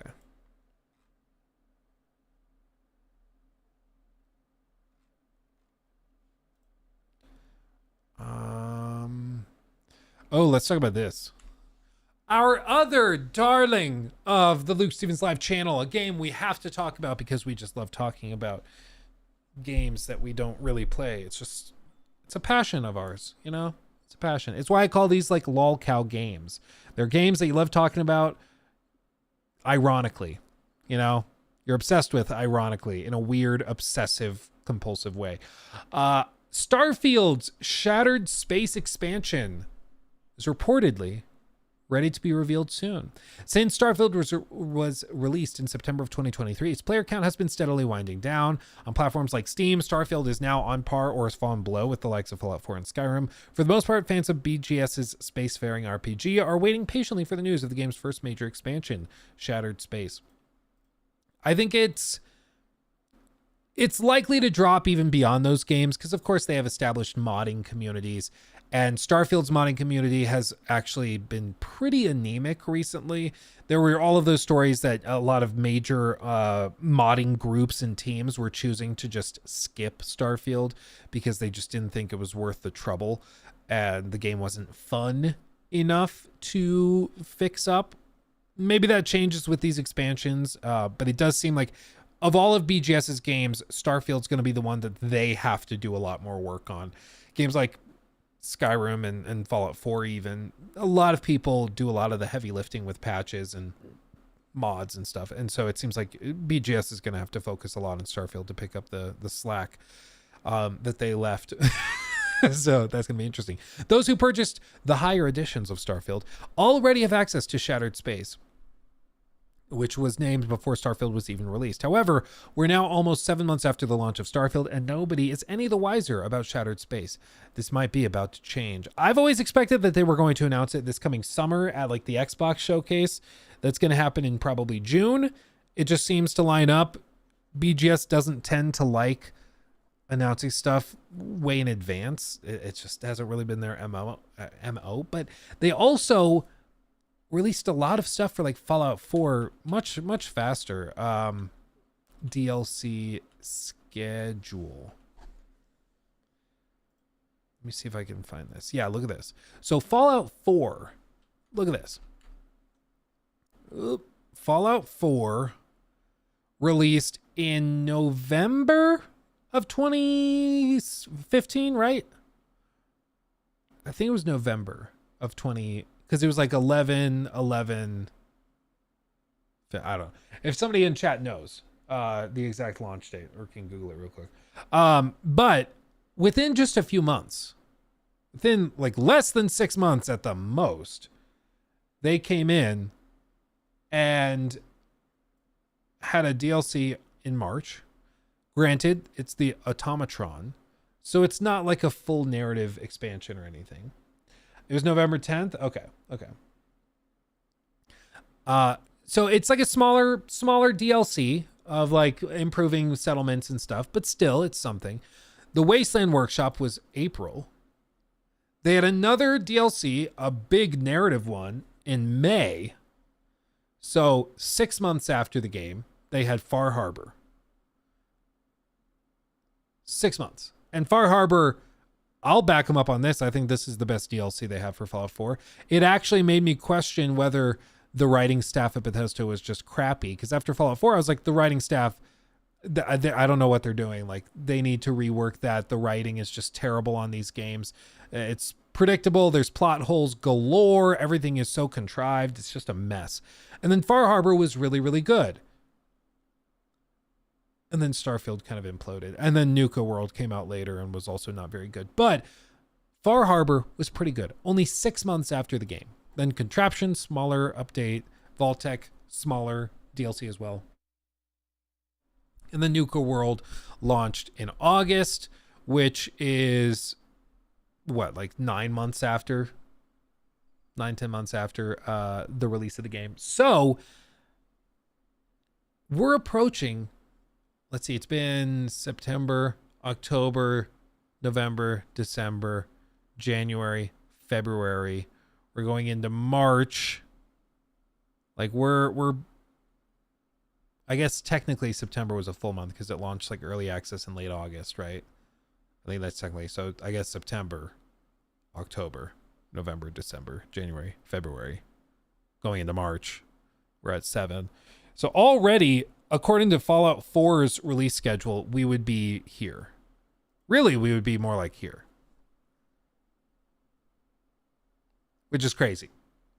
Like, the production on the DLC has been far, far less with Starfield. Now, it could be because they're trying to do something way bigger than even Far Harbor, which I don't expect this next like Shattered Space expansion to be bigger than Far Harbor, but maybe that's why it's taking longer, is because they're going to come out swinging with something huge. Maybe that's what it is. I hope. If it's smaller than Far Harbor, it's going to be kind of a weird look. after all this time. What he says in the rest of the article, it's a small suggestion, but it's a suggestion nonetheless. Recently, it was discovered through SteamDB that Starfield's listing on the platform had been updated to show an unknown app in the game's DLC section. This is a new addition to the game's metadata, but it's not known what that change indicates. To put that into perspective, accessing the same section in SteamDB for Fallout 4 reveals a list of the game's downloadable content, including Nuka World and the Vault Tech Workshop. It could suggest something is coming soon that Bethesda Game Studios is preparing for, but wants to keep quiet for now. SteamDB is a treasure trove for tidbits like this, as the inherent transparency of the platform makes it impossible for anything to remain hidden. It's the first indicator that we have something extra coming to Starfield. We just can't tell yet if it's that if that's Shattered Space or a smaller, less significant piece of DLC. In the coming months, Bethesda is opening up the creation kit to modders and at some point bringing the first major expansion into the somewhat barren landscape of the biggest game it has ever created. Some are arguing that it's too little too late, but it's sure to bring vast swaths of players back to the game when something is released. I know there are some people that have been saying that Bethesda got a bad rap, and I think in general I would probably agree. I think Bethesda, I think Starfield got a bad rap because it failed to live up to a lot of expectations. I think that's the biggest problem it had. I think if they were able to manage those expectations a little bit better, and if Todd didn't say some sweet little lies, and specifically like with Todd, I don't think I ever caught him lying about anything with Starfield, but I sure as hell caught him not talking about things he definitely should have been talking about, like specifically with traversal, specifically with how exploration actually worked. His lack of clarity, I think, led to a lot of people landing with false expectations of what the game was actually going to provide them, and that lands at his feet. And it's, once is an occurrence, twice is a pattern, or twice is a coincidence, three times is a pattern. And I think with Todd, he's done this so many times. With Fallout 3, he did it. Really with Oblivion and the like dynamic AI or whatever he called it. Radiant AI, that's what he called it. With the Radiant AI, that was heavily exaggerated. Fallout 3 had a bunch of heavily exaggerated things, like 200 endings to the story. Skyrim had all sorts of exaggerations on what you could and couldn't do, where you could and couldn't go, endless side quests and things. Of course, Fallout 4 had a lot of problems itself. Fallout 76, I don't think I need to even describe. And so for Todd, there's this consistent pattern of over-promising and then not being clear enough to manage expectations properly. And then his fans get upset when the game comes out and doesn't live up to their expectations because he didn't do anything to manage them. And part of that, you could say, lands on the community, but part of it is also like, I don't know, there's one common thread here. And it's always Todd. It flows through all of the fabric of these games, So I don't think you can separate the two. And I think that that's the biggest problem that landed on Starfield's feet. I think if people went into that game with lower expectations, kind of like I did, I think you can have a good time with it. I'm not expecting to get hundreds and hundreds of hours out of it. I'm not expecting to get thousands of hours out of it. I'm not expecting to have my life changed by the narrative or anything. I'm just expecting kind of a lighthearted romp in the space hay with some interesting little mechanics and stuff, and maybe some fun side quests and quirky characters to encounter. And in that capacity, I think the game succeeds and is successful. That's oh, what a novel commentary, Luke. I think that it's successful in that regard, and it's a good time. If you were expecting more than that, though, you will be sorely disappointed. And that's the biggest problem for Starfield. Beyond that, I think the game just isn't very fun in large doses. The more of the game you play, the more you see how crazy repetitive the core activities are, and they're just not that interesting. And the biggest blunder of all that really harms the modding scene is that the adventuring and exploration is broken up so consistently by load screens, going in and out of your ship, flying to different planets, getting out of those planet or out of the ship on those planets and exploring. Every little bitty thing is broken up by load screens, and it really harms any sense of immersion or fun, unending exploration like you might have in a Fallout 4 or a Skyrim, certainly, or any of these others. And that's not something that can just be patched. Like, it really, really isn't. You can't just waltz in and do a quick patch to fix that. It's core to the game. And that lands on Bethesda's feet. I mean, that is just a design decision they made. That was a bad decision. And I don't honestly know how they thought that was going to be received well. It's kind of baffling, honestly, but it just is what it is.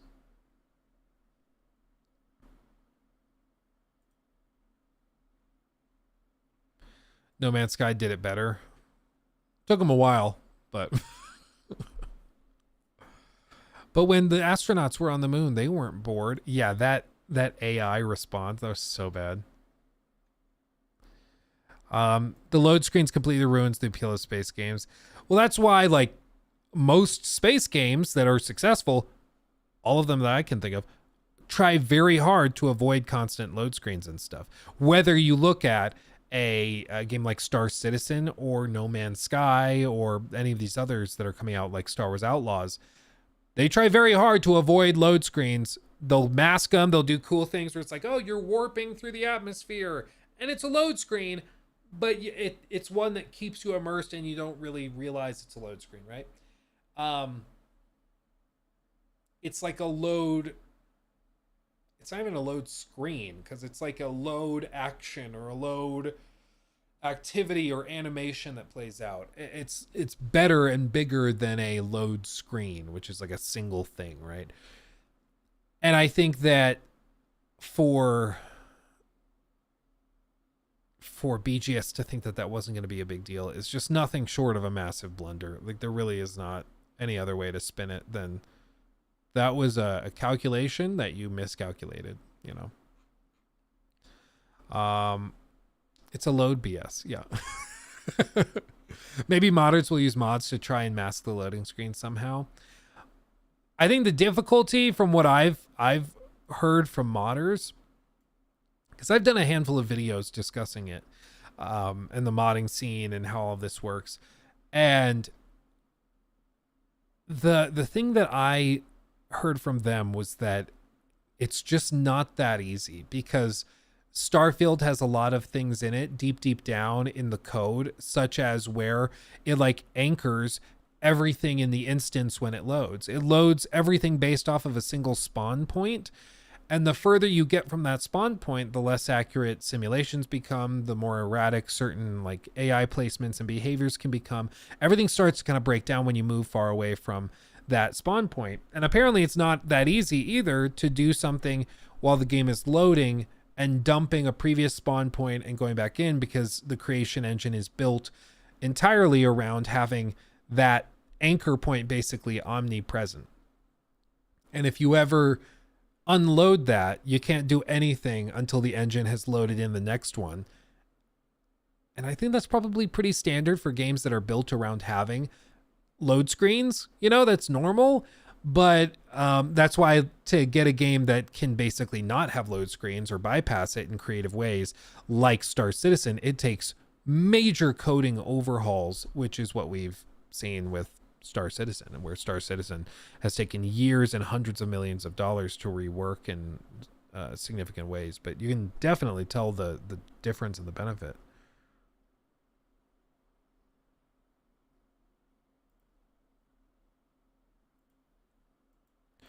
Well, Ghost of Tsushima, yeah, it's mainly optimization as far as I can tell with the quick load times. But even that is still loading. Like, it still is unloading everything and then loading in the new space. What games like Star Citizen are able to do is you load in once to the game and then everything is streamed in real time. So nothing is actually being dumped. Well, things are being dumped, but it's not all being dumped and then all being reestablished at the same time. It's a very fluid thing. It's a very fluid thing. And Ghost of Tsushima is just super, super well optimized, which I think is the most crucial part of the the whole thing.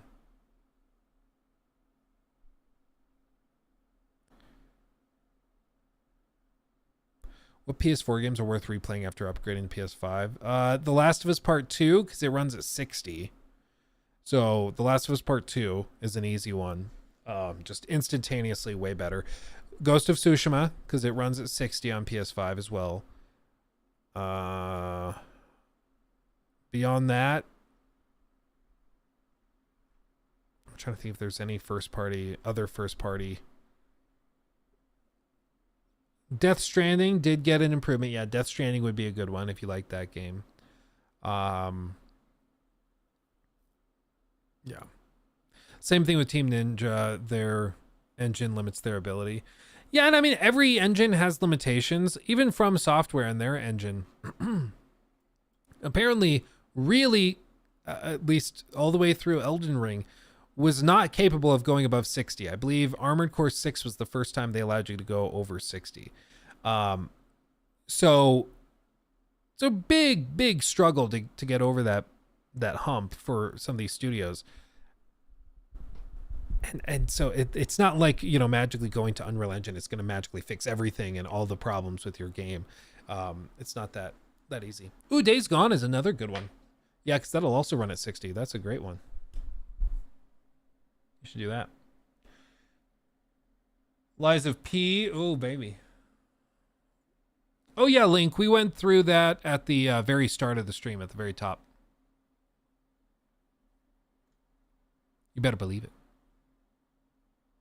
It's like, might have been the very first thing we talked about, I think. The loads of games like Final Fantasy VII Remake, Rebirth are cool enough with how you crouch walk under things, squeeze through tight spaces. Yeah, and like with the spaceship, of course, it's not that easy to do because it's not like, it's a much more visual thing. But how Star Wars Outlaws does it, I think, is a great example of how it can be done.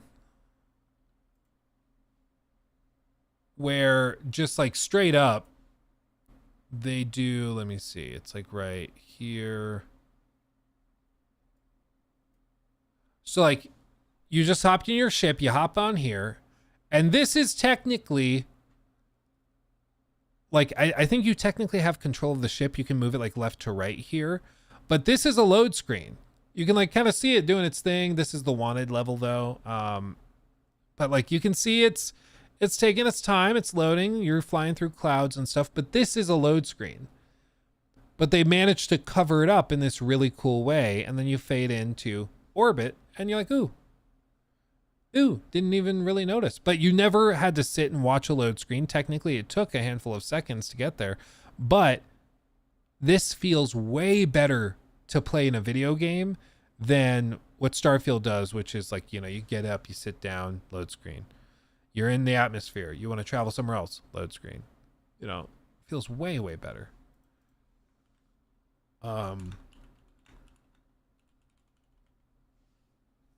Like people have done all of these games where like, or all of these videos where it's like, if Bethesda made Pal World, you know, like this.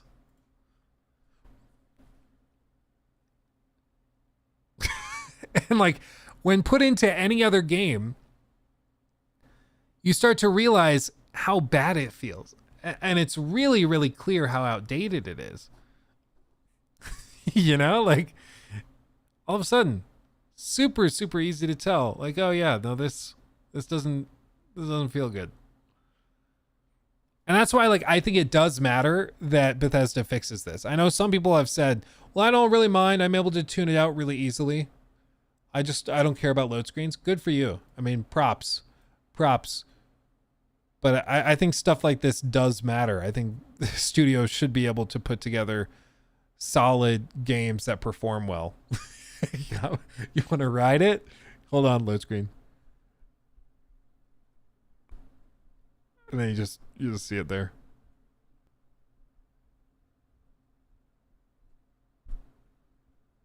You want to fast travel over here?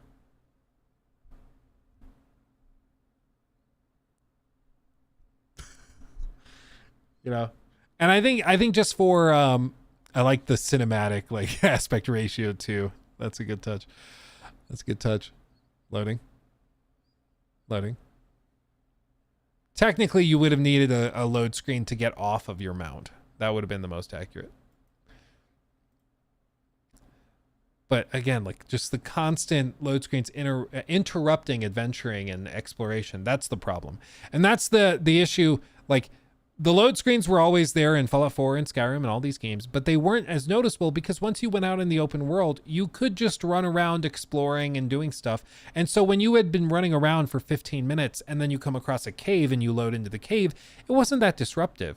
But with Starfield, what makes it feel bad is that you go to your, you want to fast travel over to where your ship is. That's a load screen. Then you want to get into your ship. Just getting inside of it is a load screen. And then you want to sit down and take off. Okay, now you take off, that's a load screen. Now you're in the atmosphere of the planet. Or you're out of the atmosphere. You're in the orbit of the planet. Okay, well now you select where you want to fly to. That's another loading screen. And then you get there, and now you have to select, okay, I want to land on that planet surface at this location. That's a load screen. Now you want to get out of your ship. That's another load screen. So just traveling from point A to point B is like 6 or 7 load screens, and it's insane. And you're like, what is happening right now? Whereas before, if you were playing in a game like Fallout 4, you just kind of walk out the door and you just start exploring. And it's wide open to you. It works way, way better. Way better. So yeah, I think pacing of the screens is crucial. As for, I see like Hogwarts Legacy is another example. So like Hogwarts Legacy also has had difficulty with like pacing. 18 hours, oh baby. Where it's just a video of running around. It's like running around the castle. You can go straight from the castle, outside the castle, and start exploring around. Like you don't need to actually load into anything. There are some areas where you'll have to load in if you want to go somewhere. But in general, it's a very fluid thing. They might have the little like white loading circle that pops up for a second. That kind of covers it up. But here, like you want to walk in, you just walk right in. In a Bethesda game, that would be a load screen. And then you want to go back out, another load screen. But you can see just the flow of gameplay works way better when you're able to just kind of run around, do whatever you want, and it's not interrupting. Like, it's like Steve Jobs used to say, technology is at its best when it's invisible. And with games, it's magical games run it all. But part of the magic of games is that you're able to become immersed in a world. And ideally, when the games are working properly, you should never have to think about it being a video game. Like, it should just be a fluid thing. Maybe some games you could say, well, there's mechanics you have to be aware of and you have to know to min-max and collect loot and that stuff. And sure, in that case, yeah, you're aware of it being a video game. But you shouldn't have to stress as the player about the physics system working properly, or about the loading working properly, or about frame rates or things like that. You just shouldn't have to worry about that. Damn it, dude. Now I want to go back and play Hogwarts Legacy again. Oh. Yeah, Revelio. Revelio. That was the whole meme when this game came out. Revelio. Revelio. Revelio. Revelio. Revelio. Revelio. It was just all the time. What they needed to do is they needed it to be like a dedicated spell, like it is in the game, but you press it and then the wand is held up in like an orb as you're exploring. Like, that's what they needed to do, instead of just constant individual little Revelios. But like, even that would have been a load screen.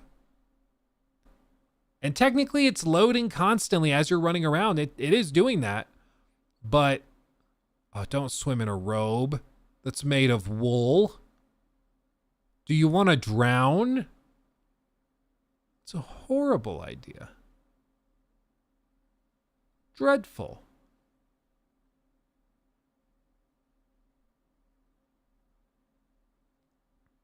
Hello, can I help you? The voices were also kind of weird. Just gonna say it. Just gonna say it.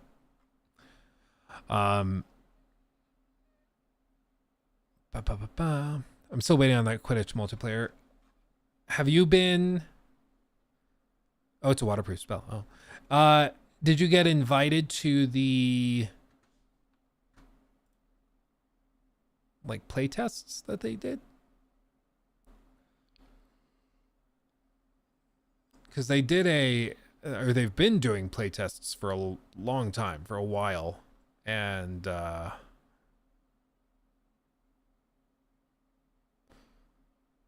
can't talk about it.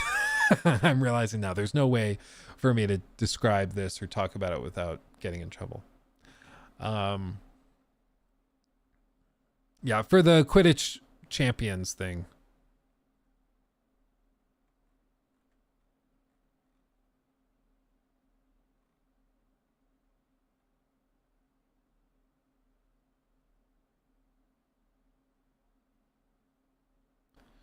Come to think of it, did Horizon Zero Dawn have loading screens? I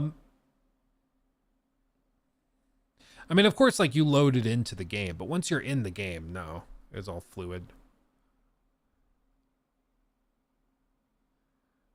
I think technically, like, there were some sequences where you go into like, I don't think it was like a building, but it was like big set pieces for the main story.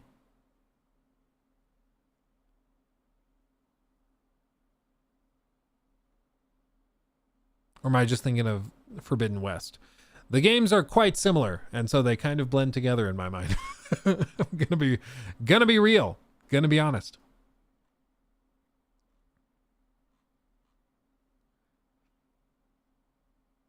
Oh yeah, I mean fast travel of course had a load screen, but I'm trying to think like when you're actually playing the game.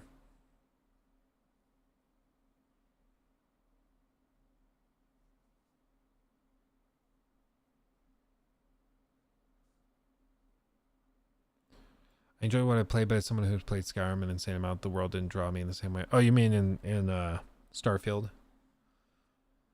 I think it's just there are so many speed bumps in that game when you're trying to play it. It just gets really, really. It's like it's actively fighting you on just playing the game. It's like a very tough game to play. Not because it's hard, but just because it's like they want you to just waste your time. It's crazy. If Nintendo made Pal World.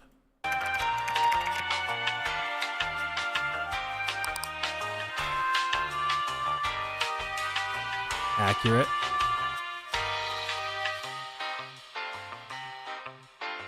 Pal World Black.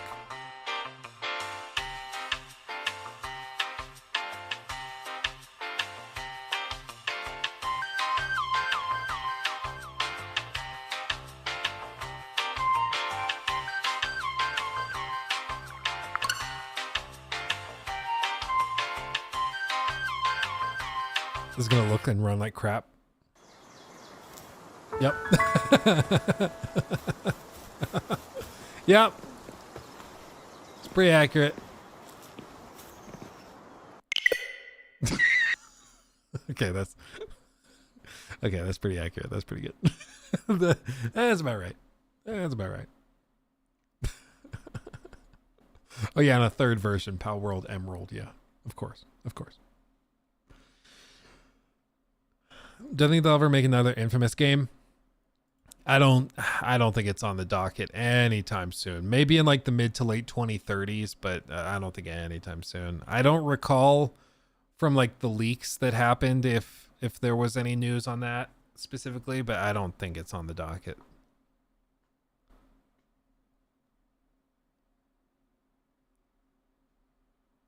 Personally. Maybe a secondary studio, another team does it. I don't know.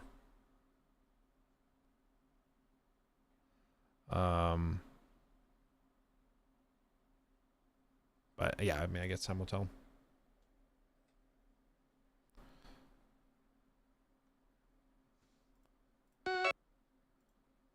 Okay.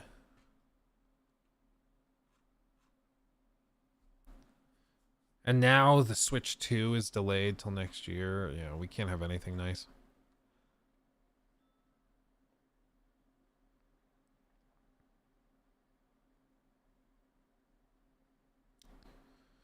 Okay. And I guess one more thing just to depress everybody. Does that sound good? Does that sound good? You wanna get kind of depressed for a minute? You ready? Exclusive.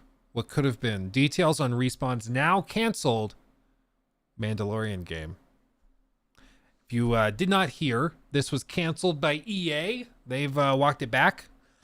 They've walked it back. So what we're about to describe, you would never have seen, or will never see.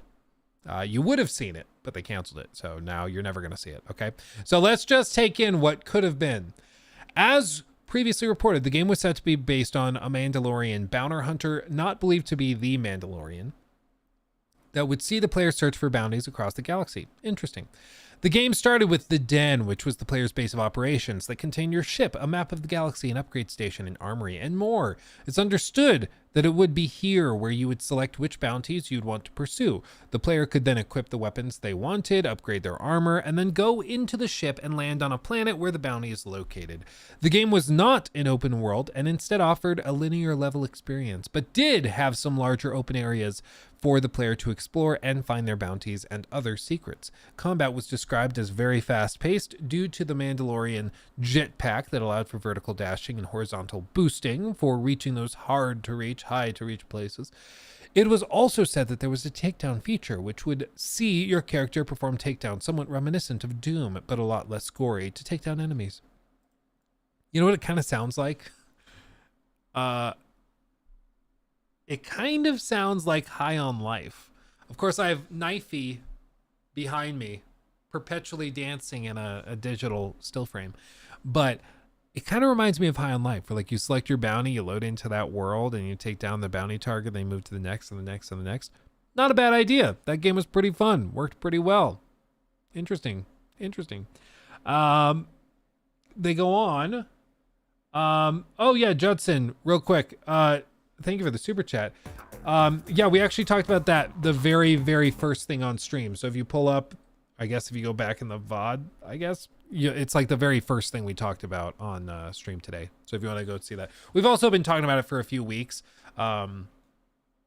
So yeah, you can go back and see that. Justin Rowland no longer works or is partnered with High on Life. So don't you worry about that, NorCap.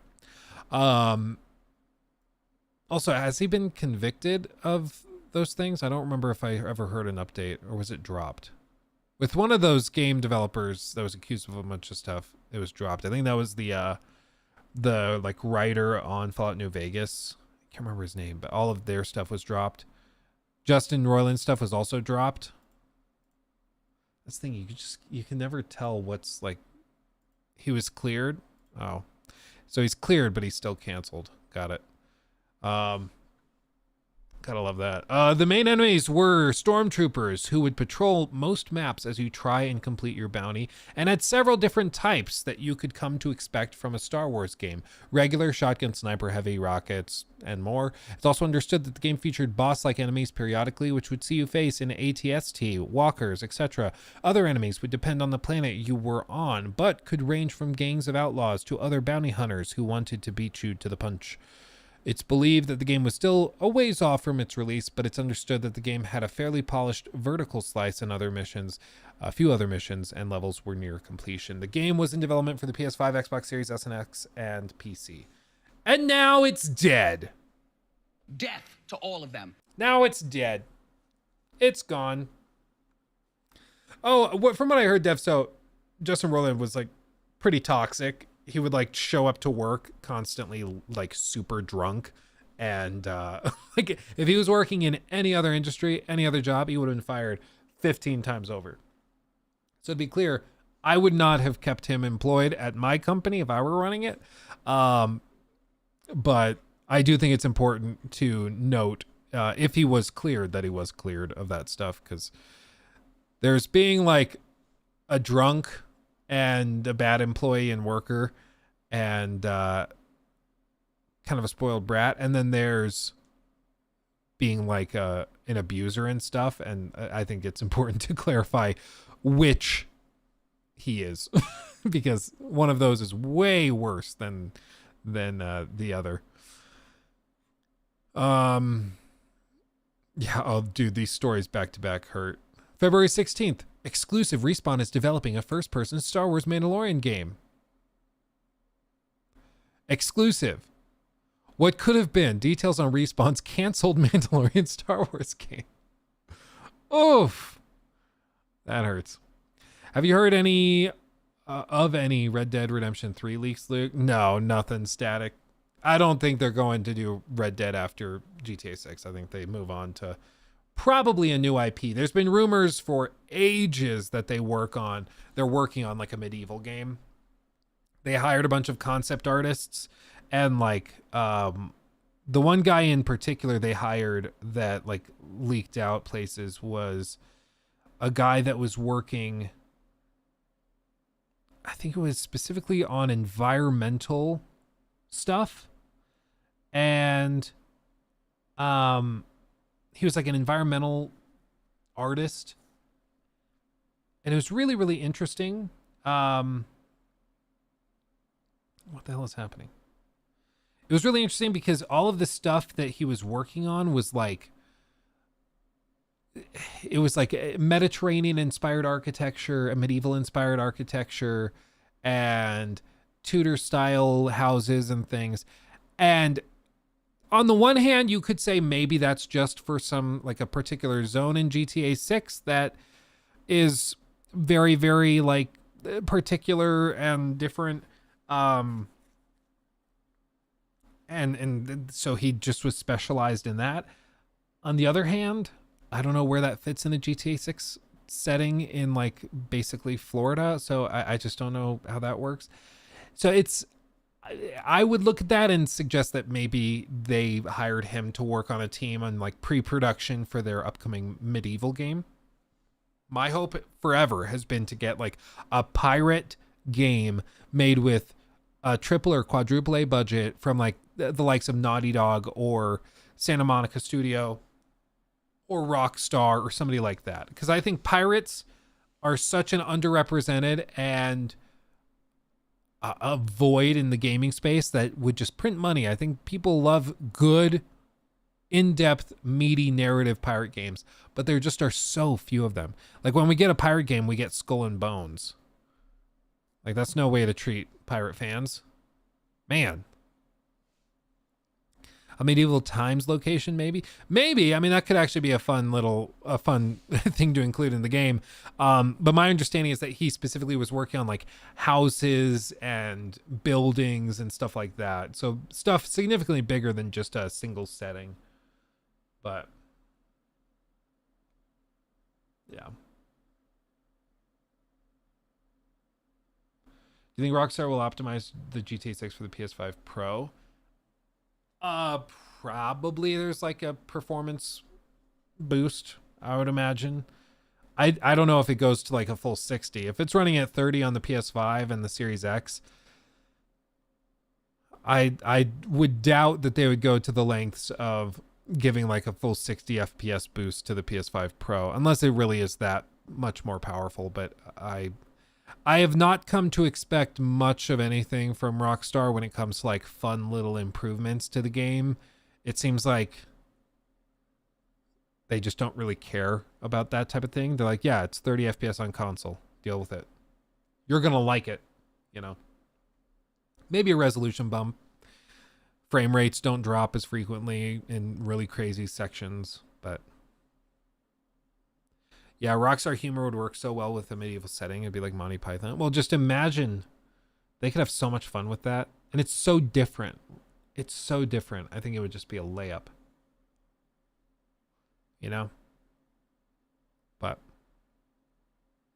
Red Dead 2 never got a PS5 upgrade. Exactly. Like the difference with this would be that they'd be working on it. Like one of the excuses for them not doing a PS5 update for Red Dead 2 is that they are working on GTA 6. So for them to do that would be a diversion of their focus, and they don't want to be diverted, so they're going to do what they're going to do, and that's GTA 6. So they're not going to bother with it. The difference with this would be a PS4 or PS5 Pro improved mode on on the mode that they're, or on the game they're currently working on. And the rumors have been for a while that Sony's going to drop the PS5 Pro later this year. I would not be shocked at this point if they delay it, because right now they have no big game, as far as we know about, to launch on it. And it seems like if you're going to have a big ass hardware drop like that, that you would have a game to showcase it. And maybe what they do is they announce like Ghost of Tsushima 2 when they reveal the PS5 Pro, and they just start selling the PS5 Pro before everything else. But like, they need to have something to show for it. They need to have games that are equipped to take advantage of the improved hardware. And if they don't have that, I don't know why they would announce it and launch it early. But the original leaks were that they were going to have the PS5 Pro launching this year. I'd love it, but I don't know if it'll actually happen.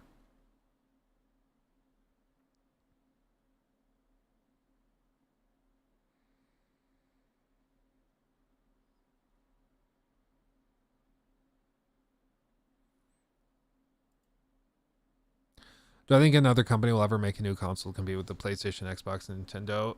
In terms of the console space, I don't think so. I don't see how it can work, because you would have to buy into the distribution network, and I just don't think you can do that. Like, I think you could potentially get like, well, I would say maybe the form of this we've seen are like Stadia or the Amazon, whatever they call it, that they have.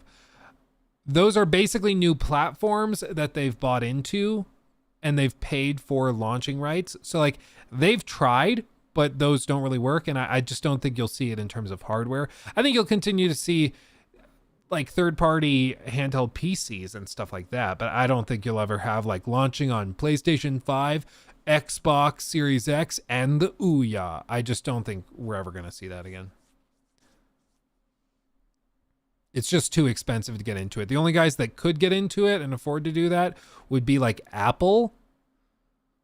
But Apple is so half-assed when it comes to gaming right now. It's just like,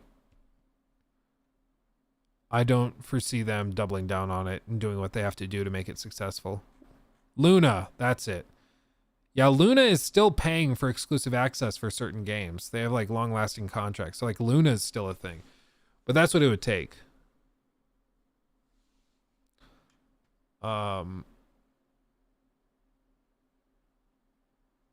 So I still don't understand why they put zero effort into gaming when it's incredibly lucrative. I mean, I agree. I think gaming for Apple is a huge opportunity. They have amazing hardware. They have great software.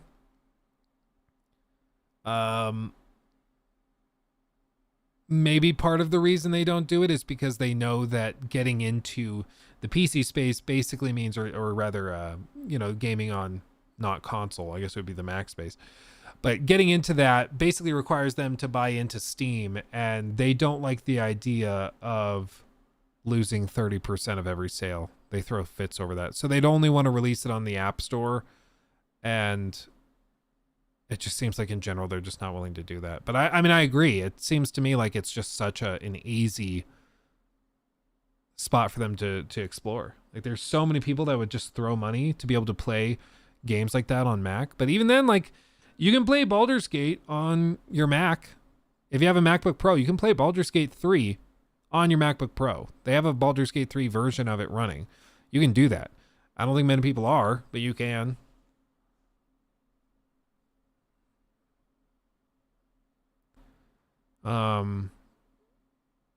Oh, they don't like that Steam does exactly what they do on their App Store. Yeah, no, Apple's whole thing has always been like rules for thee and not for me. That's how Apple works. It's like they want to take 30% off of everything, but if you're going to dare to do the same thing, they're like, no, we can't have it. No way.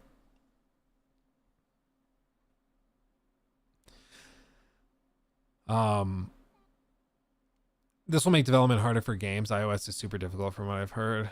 Apple TV is good though. Dude, the last time I tried buying an Apple TV, because we have a TV that's like a little older and the software is just really slow, so the menus are super slow and not responsive, and it just gets annoying. Like the TV will randomly like crash and restart, which is really frustrating when you're like watching a movie and then the TV just dies and turns itself off and back on. So I was like, oh, well, I'll just have like an input and then I'll just use the Apple TV and it'll play through the TV. Because the TV has like the image quality is great. It's just the software on it sucks ass because it uses like the old version of Android TV, which is terrible. And so I was like, okay, we'll do that. But when I got that Apple TV, it was such a nightmare.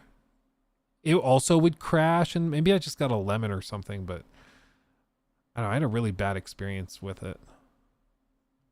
If Google, a billionaire company, failed, there's no chance for a small company. Yeah, well, Google's also Google. I mean, Google can't figure their crap out. There's tons of calls for them to have their CEO resign right now because everybody's so pissed at him for screwing up their generative AI stuff, and Google's not doing too hot.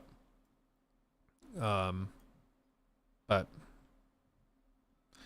yeah, it's really just not that easy. It's not that easy. Apple probably could pull it off, but I don't think they are committed enough to be successful with it, unfortunately. Fortunately for everybody. So, what happened with Google and AI?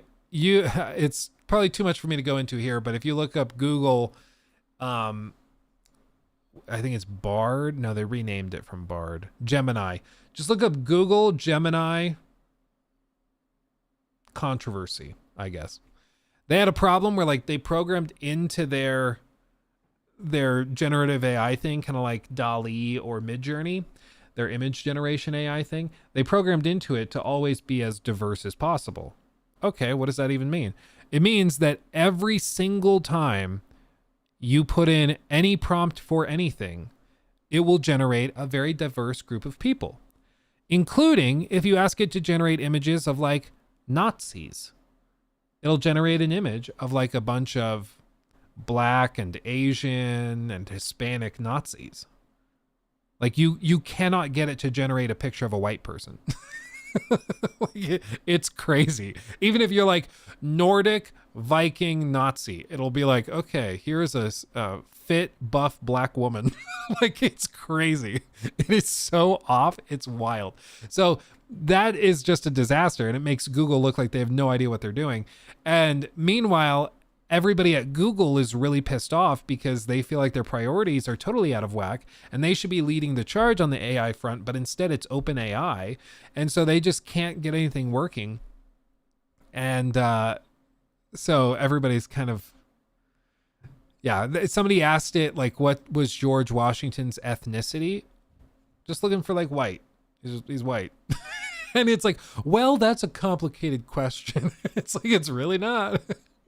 What is the color of my skin, Gemini? And it's like, well, that's a difficult question to answer because people come from various backgrounds. It's like, just bro. So that's a whole thing. Have I watched Dune? Not yet. I'm going to probably watch the first Dune film, maybe even tonight. I might just say screw it and do it. So I need to watch it. And then as for the second one, I need to go to the movie theater and see it. Absolutely. But okay, fam. What I'm going to do, I have to go get a haircut, a little shearing. So I'm going to go do that. You guys are fantastic, and I love you all dearly. Thank you to everybody who came out and watched and did like super chats and bits and subs and memberships and all that. You guys are fantastic. I love you dearly. Have a wonderful, wonderful rest of your day. I love you all, and I'll see you in the next stream or video, okay? Much love. I'll see you. Stay safe. Drink a Red Bull and make me proud. Much love. I'll see you soon. Bye.